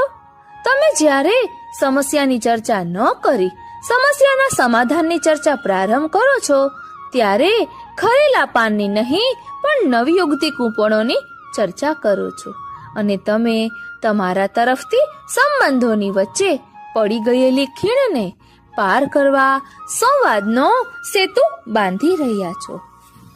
વિવાદમાં વ્યક્તિ પોતાની વાતને પકડી રાખે, બીજાના વિચારો ચાહે સાચા હોય તો પણ સ્વીકારવા તૈયાર થતો નથી. પણ સંવાદમાં વ્યક્તિ વિચારે છે જે નિર્ણય ઉત્તમ હોય, પછી ભલે સામેવાળાનો નિર્ણય હોય પણ જે સાચું છે, જેમાં બધાનું હિત છે, અને કોઈનો સારો વિચાર સ્વીકારવાથી આપણે નાના નથી થઈ જવાના. આ મનની અવસ્થામાંથી જ સંવાદનો ઉદય થાય છે. જો તમે કોઈની સાથે વાત કરો ત્યારે એ વાતમાં વિનમ્રતા, સાંભળવાની તૈયારી, સામેવાળાનું અહમ યા આત્મસન્માન ન ગવાય એ પ્રકારની અભિવ્યક્તિ સારી અને સાચી વાત ચાહે સામે પક્ષે આવી હોય તો પણ એને સ્વીકારવાની ખેલદિલી. સમસ્યાની યા ભૂલની ચર્ચા ન કરતા સમાધાનની ચર્ચા તમે કરો છો તો તમે સંવાદ કરી રહ્યા છો, સંબંધોમાં પ્રાણ પૂરી રહ્યા છો. આ સંવાદ એ પારસમણી છે જે લોઢાનો સ્પર્શ કરી સ્વર્ણમય સંબંધો પ્રસ્થાપિત કરી શકે છે. શું તમે સંવાદ કરો છો યા એનાથી ભિન્ન? આ રીતે પહેલો પ્રશ્નનો જવાબ અહીં વિરમે છે. પ્રશ્ન બીજો, પરિવારમાં સંવાદ, સ્નેહ અને પરસ્પરના વિશ્વાસના માહોલ બનાવવા શું કરવું જોઈએ? તો તેનો આપશ્રી જવાબ આપે છે કે હંમેશા આપણે એવું વિચારવું જોઈએ કે હું માતા પિતાની સાથે રહું છું. માતા પિતા મારી સાથે નથી રહેતા. માતા પિતા પોતાના 4 સંતાનોને 20-25 વર્ષ સુધી જીવની જેમ સાચવે છે, પરંતુ ક્યારેક એ સંતાનો મા બાપને ભારરૂપ માને છે. એક વાંચેલી ઘટનાનું સ્મરણ થાય છે. એકવાર એક માતા પિતા એમના નાના બાળકને લઈને પોતાના વૃદ્ધ માતા પિતાને મળવા વૃદ્ધાશ્રમ જાય છે. પિતાનો જન્મદિવસ હોય છે. બાળકને નવાઈ લાગે છે કે દાદા દાદી કેમ અહીં રહે છે. પિતા કહે છે, બેટા, અહીં એમને વધારે ગમે, એમના જેવા મિત્રો એમને મળી રહે. ત્યારે બાળક સામેથી પ્રશ્ન કરે છે, પપ્પા, આપણે આપણા તરફથી અહીં એસી લગાવી દઈએ તો? પિતાએ પૂછ્યું, કેમ? તો બાળકે જવાબ આપ્યો, દાદા દાદી તો આટલી ગરમીમાં પંખામાં રહી શકે છે, પણ જ્યારે તમારે અહીં આવવું પડશે ત્યારે તમે એસી વિના નહીં રહી શકો. તમારે પણ વૃદ્ધ થશો એટલે અહીં આવવું પડશે ને, બુકિંગ કરાવી રાખો. આ સાંભળીને પિતાને આઘાત લાગ્યો. એક વડીલ તરીકે માતા પિતાએ મોટા થયેલા સંતાનો અને પૌત્ર પૌત્રીઓ સાથે સંપૂર્ણ સાક્ષી ભાવે જીવવું જોઈએ. કારણ કે આજથી 50 વર્ષ પહેલા પણ આપણે કહેતા હતા કે જમાનો બદલાઈ ગયો છે, અને આજે પણ આપણે આવું જ કહીએ છીએ. એનો અર્થ એ છે કે જમાનાની સાથે આપણે પણ બદલાવવું એટલું જરૂરી છે. સંતાનોની અંગત વાતોમાં, એમની રહેણીકરણીમાં, તેમની દિનચર્યામાં, તેમના ખર્ચ, મોજશોખ, ઉજવણીઓ, સંતાનોના પરિવેશમાં, તેમના મિત્રો અને સંબંધોમાં, તેમની ખાવા પીવાની આદતોમાં, પહેરવેશ જેવી અંગત બાબતમાં આપણે દખલ કરીશું તો અપ્રિય થઈ જશું. જો નાનપણમાં સંસ્કારનું સિંચન કર્યું હશે ને, તો એ સંતાનો મોટી ઉંમરમાં જીવનના મૂલ્યો અને સારા નરસાનો ભેદ ખૂબ જ સારી રીતે સમજી શકશે. પરંતુ જો એ સંસ્કારનું સિંચન કરવામાં મોડું થઈ જાય તો શ્રી ઠાકોરજીને સોંપીને જે રીતે તેઓ જીવન જીવતા હોય તે સ્વીકારી લેવું એ જ શાણપણ ભર્યું છે. જો સંતાનોની સાથે રહીને એમના સુખ દુઃખમાં ભાગીદાર થઈશું તો જરૂરથી તેઓ પણ વડીલોને માન સન્માન તથા આદરની દ્રષ્ટિએ જોશે અને આપણાથી દૂર નહીં થાય. બાળકોને હંમેશા માન આપવું, મહેમાનોની હાજરીમાં તેમને ધૂતકારી વઢીને ઉતારી પાડવાથી એમનું સ્વમાન ગવાય છે, એમનું સ્વમાન હણાય છે, અને એ જ કારણે તેઓ આપણાથી વિમુખ થઈ જાય છે.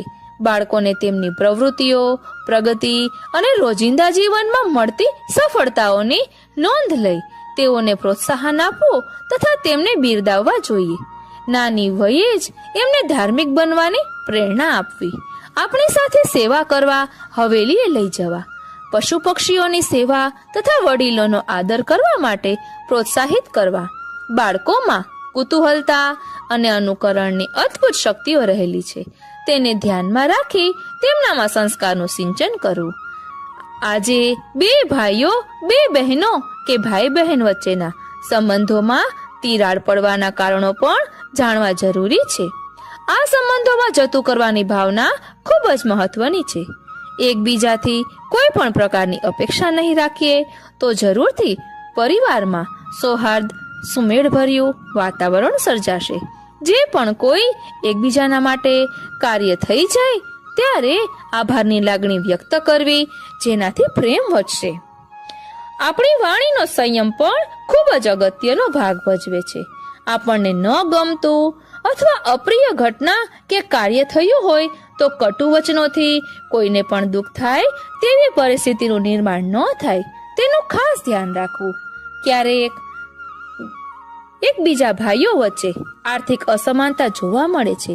તેવા સમયમાં સમર્થ વ્યક્તિએ અસમર્થ સહારો બનીને તન મન ધનથી જોડાયેલા રહેવું એ આદર્શ સંબંધ કહી શકાય.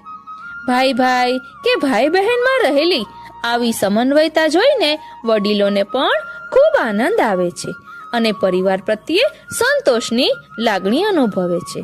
અમે તો જોયું કે જેમ જેમ ઉંમર વધે છે તેમ તેમ લાગણીનો સ્ત્રોત વધે છે. વડીલોની આ લાગણીઓને સમજીને વર્તન કરવાથી તેઓને સંતોષ આપી શકાય છે. એ વાત પ્રમાણિત છે કે સમયાંતરે કાળાંતરે વ્યવહાર પણ બદલાય છે, પણ સિદ્ધાંતો બદલાતા નથી. તેથી જ કુટુંબના દરેક સભ્યોનો આદર કરવો, ટૂંકમાં જ્યાં જ્યાં વાદ વિવાદ હોય ત્યાં સંવાદ થવાથી કુટુંબની ઘણી બધી સમસ્યાનો ઉકેલ આવી જાય છે. આજની સાંપ્રત પરિસ્થિતિમાં અમારો પરિવાર એક સંયુક્ત પરિવાર તરીકે રહે છે અને અમે એકબીજા સાથે સંવાદ કરીને દરેક પ્રશ્નના સરળતાથી ઉકેલ લાવીએ છીએ, જે વૈષ્ણવો માટે પ્રેરણાદાયી છે. વાનપ્રસ્થ અવસ્થામાં એકબીજાની વાતો નહીં કરવી, ઉલટાનો એકબીજાનો પ્રેમ વધે તેવી વાતો કરવી, સરખામણી ના કરવી. ઈશ્વરે સર્જેલી સૃષ્ટિમાં ભેદભાવ તો રહેવાનો, જોડિયા બાળકોમાં પણ ભેદભાવ જોવા મળે છે. સંસાર ગતિશીલ છે, માટે સંસારની ગતિ પ્રમાણે બદલાવવું જરૂરી છે. આ રીતે બીજો પ્રશ્નનો જવાબ અહીં વિરમે છે.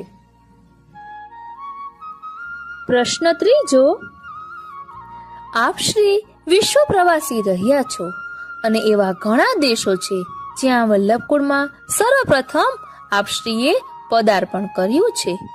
તો એ વિવિધ દેશોની સંસ્કૃતિ, પરિસ્થિતિ અને ત્યાં રહેનાર ભાવિક વૈષ્ણવોની કઈ મધુર સ્મૃતિઓ આપશ્રીના હૃદયમાં સદા માટે અંકિત થઈ હશે એ જણાવવા વિનંતી. આપશ્રી જવાબ આપે છે, આજથી લગભગ 30 વર્ષ પહેલા અમે સૌ પ્રથમ વિદેશ યાત્રા કરી હતી અને તે પણ ઈસ્ટ આફ્રિકામાં. તે વખતે અમે કેન્યા અને ટાન્ઝાનિયા ગયા હતા. ઈસ્ટ આફ્રિકા આમ તો ત્યાંની કુદરતી સૌંદર્ય, પ્રાકૃતિક જીવનશૈલી અને વન્ય પ્રાણીઓ માટે ખૂબ જ જાણીતું છે. કેન્યા નૈરોબીની આબોહવા તો પૂરા વિશ્વમાં બેજોડ છે, જ્યાં દુનિયાભરના દેશોમાંથી સહેલાણીઓ ખાસ મે જૂન મહિનામાં આવતા હોય છે. અમારા પ્રકૃતિ પ્રેમને પોષણ દેનારા દેશોની મુલાકાત હંમેશા યાદ રહી જાય તેવી હતી. 1992માં જ્યારે અમે દુબઈનો પ્રવાસ કર્યો ત્યારે દુબઈ અત્યાર જેટલું વિકસિત ન હતું. જાણે રણમાં આવી ગયા હોય તેવું લાગે. માંડ 2-5 કિલોમીટર પસાર થાય ત્યાં રેતીના ડુંગરા જોવા મળે. એ દુબઈ અત્યારે યુરોપ અને અમેરિકા જેવું વિકસી ગયું છે.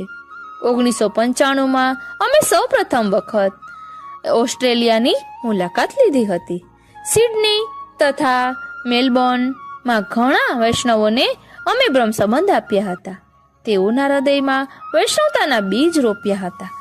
આજે એ જ બ્રહ્મ સંબંધી બાળકો યુવાન થઈ ગયા છે અને વૈષ્ણવતાને સાર્થક કરવાના ભાગરૂપે મોટી સંખ્યામાં પુષ્ટિ પ્રવાહમાં જોડાઈને હવેલી નિર્માણ, બાલ પુષ્ટિ શિક્ષણ, વિવિધ ઉત્સવો તથા મનોરથોનો લાભ લઈ બીજા વૈષ્ણવોને લેવડાવી રહ્યા છે. હાલ અમારા દ્વિતીય આત્મજ શ્રી દ્વારકેશલાલજી મહોદય શ્રી આ બધી પ્રવૃત્તિઓને પોષણ આપી રહ્યા છે, જેનો અમને આનંદ છે. 1996માં અમે લંડનની યાત્રા કરી હતી. ત્યારબાદ 1997માં સૌ પ્રથમ વખત અમેરિકાનો પ્રવાસ કર્યો હતો અને ત્યાર પછી દર વર્ષે અમેરિકાના વૈષ્ણવોના ભાવના પોષણ અર્થે અમારું અમેરિકામાં પદાર્પણ થઈ રહ્યું છે. અમેરિકામાં કડીના વૈષ્ણવોના ઘણા ઘર છે.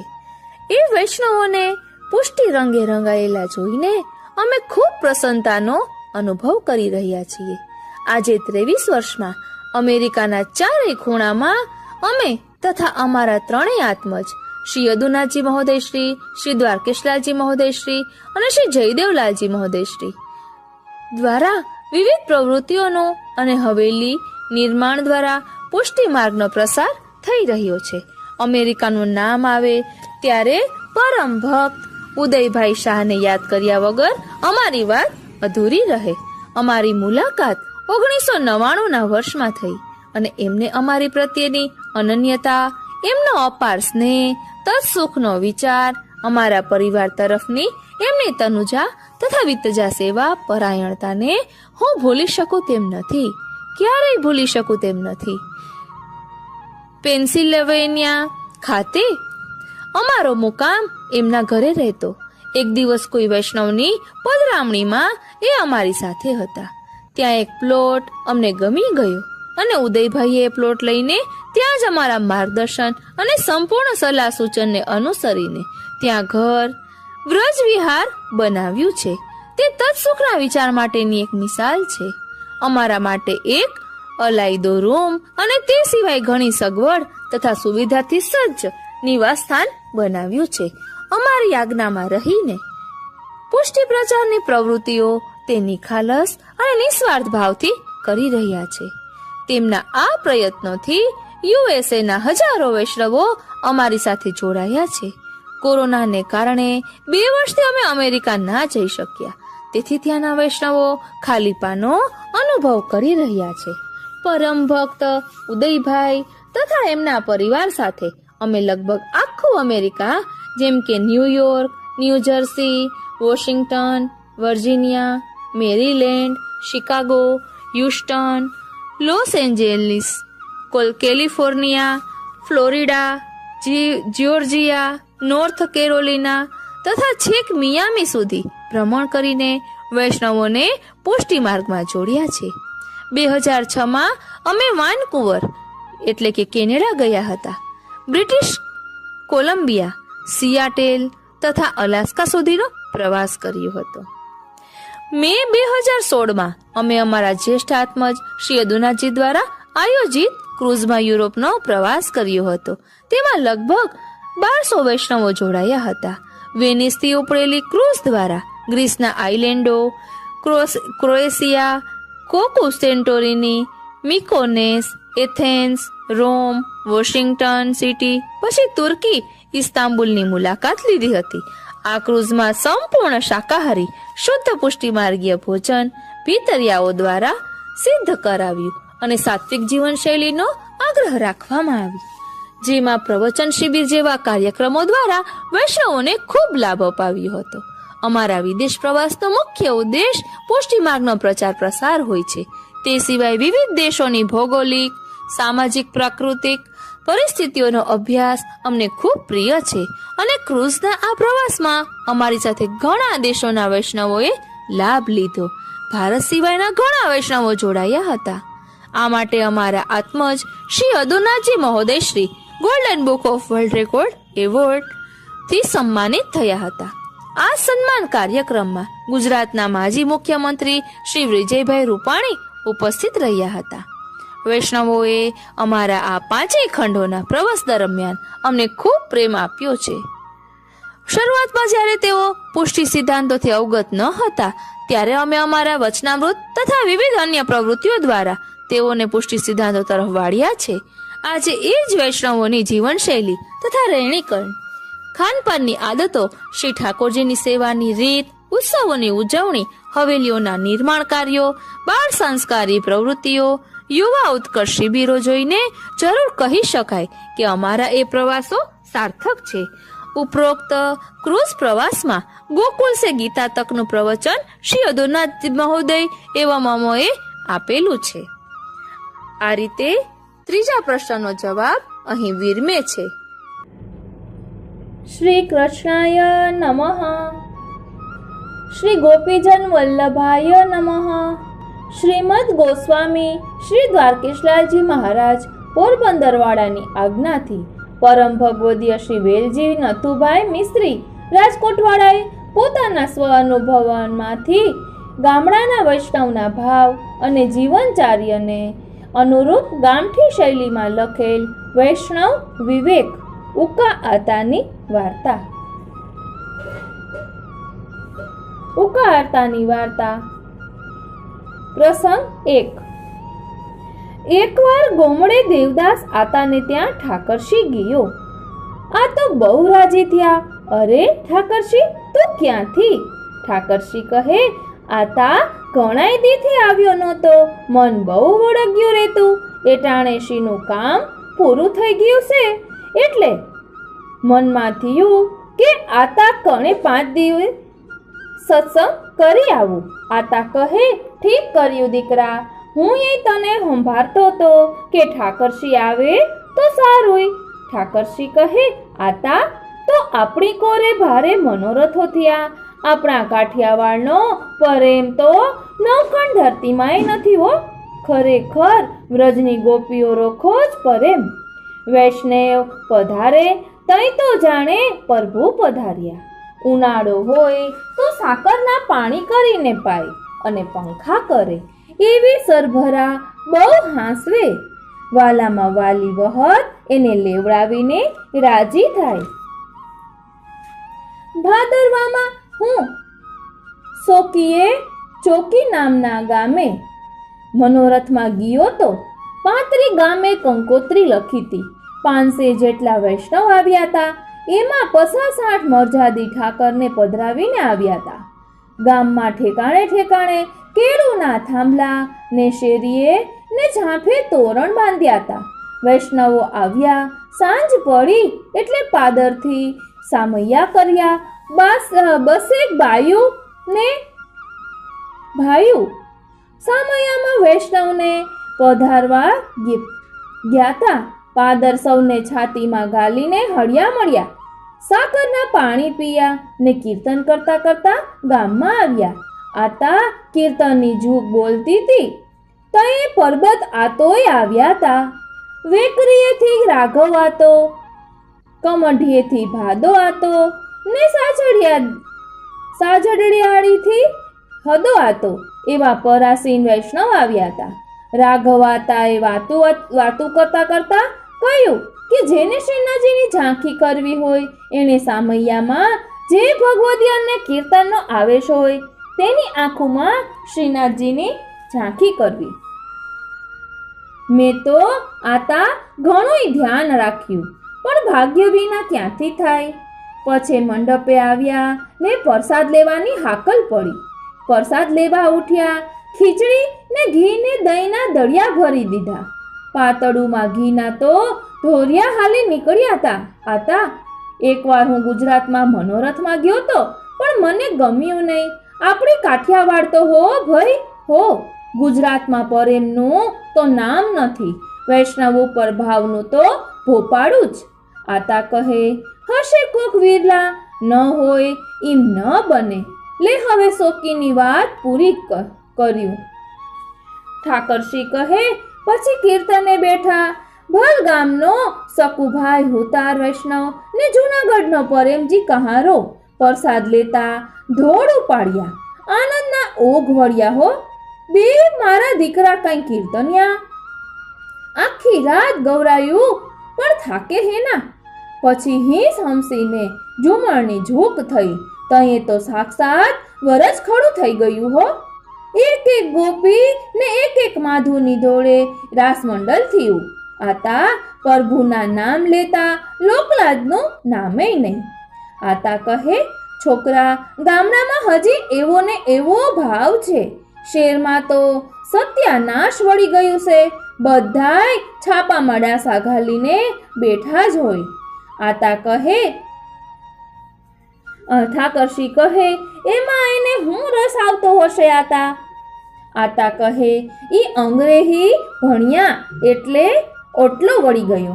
અંગ્રેજી એટલે અંગ્રેજી. એ અંગ્રેજી ભણ્યા એટલે ઓટલો વળી ગયો. શેરમાં વૈષ્ણવના છોકરાઓ બાટલિયું એટલે કે સોડા લેમનની બોટલું પીવે છે. કંદોઈનું વાહણું ખાય છે. ઈથી આપણા ગામડામાં સારું છે કે શેરનો વા લાગ્યો નથી, એટલે આપણને માન કે મદ નથી. જ્યાં જેટલો પરપંચ વધારે ત્યાં એટલો ધર્મ ઓછો સમજજે. શેરના વૈષ્ણવ કોક દી આપણે અહીંયા મનોરથે આવે તો આપણે એનાથી ઓજરાઈએ, એટલે કે ડરીને બોલતાય બીએ.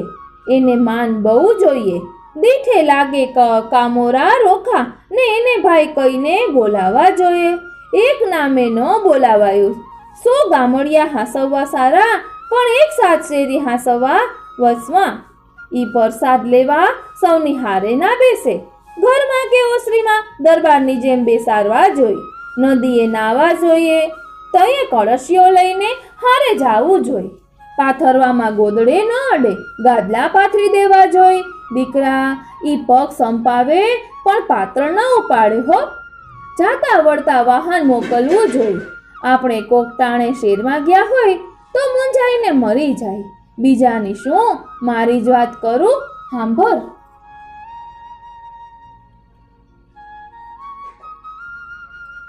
હું એકવાર શેરમાં મોટા ભાઈને ત્યાં રાતે અહુરો એટલે કે મોડો ગયો. ત્યાં તો સોકો પાટલો થઈ ગયેલ. વિવેક તો કર્યો કે તમે ભૂખ્યા સોઈ એ રોય ઠીક નહીં, ઠીક નથી. મેં કહ્યું મને ભૂખ લાગી નથી. પછી ભગવદ વાર્તા થઈ ચૂકી એટલે મેળા ઉપર પથારી કરી દીધી. પાણીનો કરવો મૂક્યો. સવાર પડવું, મારે ખરસુના વેલા હેવા. જાગ્યો પણ ક્યાં જવાનું હશે એ ખબર નહીં. મનમાં થયું કે પૂછી લીધું હોત તો ઠીક હતું. અડધી કલાક થઈ તોય એ તો જાગ્યા નહીં ને મને દબાણ બહુ થયું. પછી પાડોશીનો બાઈ ઉઠી. તે મેં પૂછ્યું, બાઈ નદીએ કેની કોરથી જવાય છે? બાઈએ રસ્તો દેખાડ્યો એટલે હું નદીએ ખરસું ગયો. પછી નાયો ને આવ્યો ગામમાં. ત્યાં વૈષ્ણવો હવેલીએ દર્શને જતા હતા. એના ભેગો હુંય ગયો. મંગળા શણગારના કરીને મોટા ભાઈને અહીંયા આવ્યો. રાજભોગ થઈ ગયા હતા. ભાઈ પણ આવ્યા. 2 પોતના કર્યા. પાતળું ધરી સોખા તુરની દાળ ને રોટલાના 2 ફૂલકા મૂક્યા. આપણે દાળ ચોખા ખાધેલ નહીં એટલે ઓગટ રોખા લાગે. વળી મોડાસમ ગળપણ હોય તોય ભાવે. મંગાય કેમ? 2 ફૂલકા ભેગા કર્યા તયે એક નવાલો એટલે કે કોળિયો માંડ પૂરો થયો. 4 કોળિયામાં દાળ ભાતે પરાણે ખાઈ ગયો. ભૂખ લાગી તી, ક્યાં જાઉં? મોડા તે મોડા પેટ ભેગા કર્યા, પણ બાજરાના પડીંબા વિના કઈ પેટ ભરાય? ભાઈની વહુ રોટલી દઉં કરે, પણ મૂકે ત્યારે ખાઉં ને. ઘણું એમ થાય કે વીહ પસવીનો ખડકલો મૂકે તો ઉકલી જાઉં, એટલે કે 20-25 રોટલી મૂકે તો હું ખાઈ જાઉં, પણ મૂકે શેના? પાછે એક મગજની સોપારી જેવડી લાડવી મૂકી ગયા. ઈ તો મોંમાં ગોતીએ ન જડી. પછી ખીરનો દળિયો ભરીને આવ્યા. મેં જાણ્યું ઠીક થયું, મૂક્યા ભેગો સળકાવી જાઉં. ત્યાં તે બોલ્યા, હથેળી લ્યો ને હાથ પોળો કર્યો. માય સાપો ભરીને દીધો. મેં જાણ્યું વાનગી દે છે. હું કહું બહુ સારી છે એટલે દળિયો મૂકી દેશે. ત્યાં તો બોલ્યા કે અસવાવો એટલે હાથ ધોવો. મેં કીધું થઈ રહ્યું. દી આથમી ગયો. હવે સાંજ કેમ પાડવી? બજારનું કામ થઈ જાય તો ગોંડલે પૂગી જાવ ને વાડું ભેગો થાવ. છોકરા, હું દોષ નથી જોતો. હેરની એટલે કે શહેરની લીલા કહું છું. એટલે અહીં ઉકાતાની વાર્તામાં વૈષ્ણવનો વિવેક દર્શાવવામાં આવ્યો છે. હવે બીજો પ્રસંગ છે. ઠાકરસી કે આતા રાજકોટમાં પિતામર બાપા હુતાર વૈષ્ણવને ભારે થઈ ગયા. વૈષ્ણવ ઉપર કાંઈ વાલક પરાણ પાથરે પસા વૈષ્ણવના થેલા ટાંગ્યા જ હોય. હું ને મારો આતો મનોરથે ગયા તા. તય આણંદની હું શું વાત કરું. ઊનો મોન ભોગ ને અડદની ડાળુના શાક ઠાકરને ધરી અઘાઈને લેવડાવે, એટલે ધરાઈને લેવડાવે. શું અમને વાના કર્યા? માન પાન દીધા. અમને શેરનો કે ગામડાનો ટાળો ભેદ યાં નો દેખાણો. આપણા રોખા જેવા જ લાગે, એટલે કે આપણા જેવા જ લાગે. તે ખંડ ખંભાળિયાથી પ્રેમજી આતો, માવો આતો, વાલો આતો, કાનદાભાઈ, ખોડીદાભાઈ, લાલો, મૂળજી આતા, કનેરિયા, ભાયાવદરથી મોપોભાઈ, મેપોભાઈ ને કેહોભાઈ ને મેપાભાઈનો હરિયો ને નવી જૂની બે આવેલ, થાવરીએથી ફૂલીને કે ગોકર્ષદા ને બીજા 5-10 વૈષ્ણવ આવેલ. 5 દેવળેથી પ્રેમજી તો ત્યાં જ હતો. આતા એ કેવો ભારે રમૂજી હો, શું ટોળા કરે ને વૈષ્ણવને પ્રસન્ન કરે, એટલે પ્રસન્ન કરે. વળી શાસ્ત્ર તો એ ભારે જાણકાર, મોટા પંડિતને પાછો પાડી દે એવો જબરો, કાસો પોસો નહીં હો. પડધરીથી નાનજી અદા, લધા બાપા, દયારામભાઈ, મૂળજીભાઈ, શંકુભાઈ, રામોદથી ભગોભાઈ ને કાળુભારાજ આવ્યા હતા. કુંડલેથી ગાંડો અદો, બેટથી માતા પિતા, મોલડીથી નારણદાહને મોતીબાઈ, વણથલીથી દેવકરણભાઈ, એનો ભાઈ કરસનદા, પાનીબાઈ, ભરામણ વૈષ્ણવ, ભનિયો, વેકરીએ રાઘવ આતો વગેરે આવેલા. શું વાત કહું, આણંદના તો આગ વળ્યા. લાલબાવા, શ્રી ગોકુલેશજી, અમરેલીવાળા શ્રી વિઠ્ઠલેશજી બિરાજતા હતા. તઈએ ભગવદ વાર્તાનો તો શું આનંદ હતો. સુબોધિનીજીનો રસ્તો હો ભાઈ હો. હું આતા નાનકડો, મને ટાળો થોડો, એટલે કે સમજણ થોડી પડે. બધા કે સુબોધિનીજીનો રસ અમે ચાખ્યો, પણ મને કોઈએ ન દીધો. આતા એ કેવો મીઠો હશે. આતા કહે, ગાંડા, ઈ કઈ પીવાની વહત થોડી છે, ઈ તો પુસ્તક છે. એમાં ભગવાનની લીલા છે. એ લીલાનો રસ્તો સમજતા હોય ઈ કાનેથી પીએ, મોઢેથી પીવાનો નથી.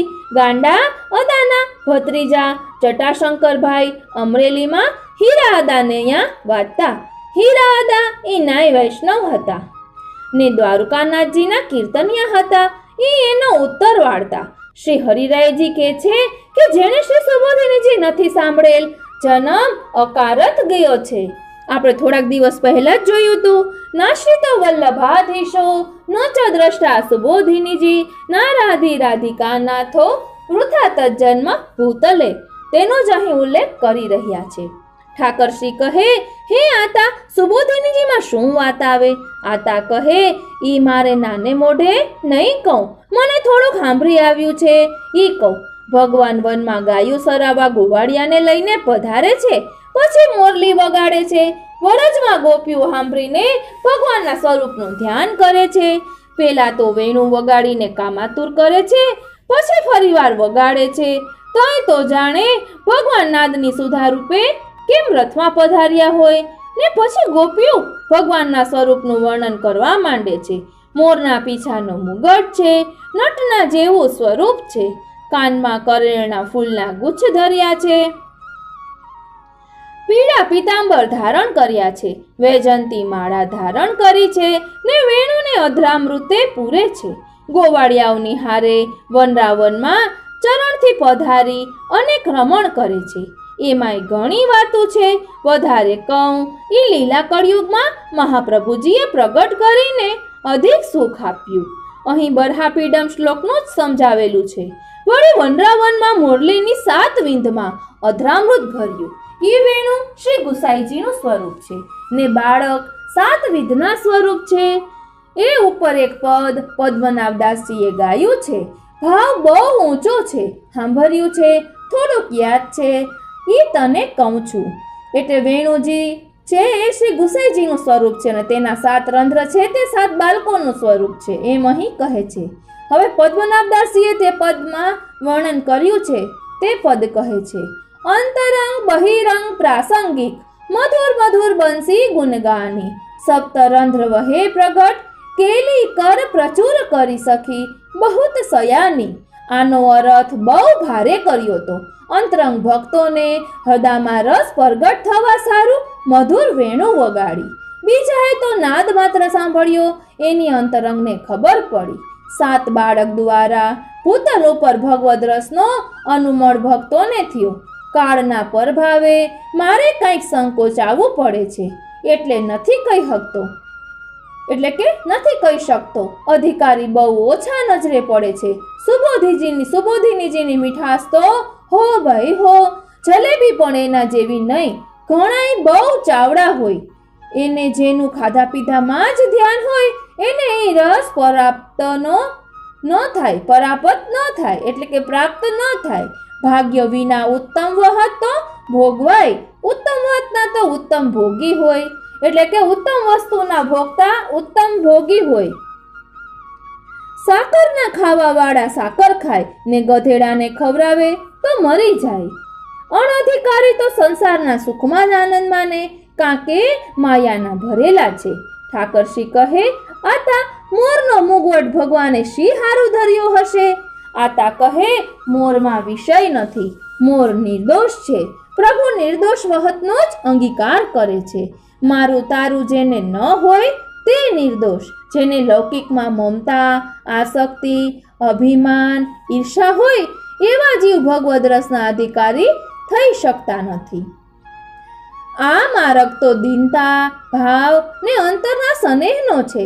પ્રભુને પ્રસન્ન કરવામાં આ 3 વાનાની જરૂર છે, એટલે કે આ 3 વસ્તુની જરૂર છે.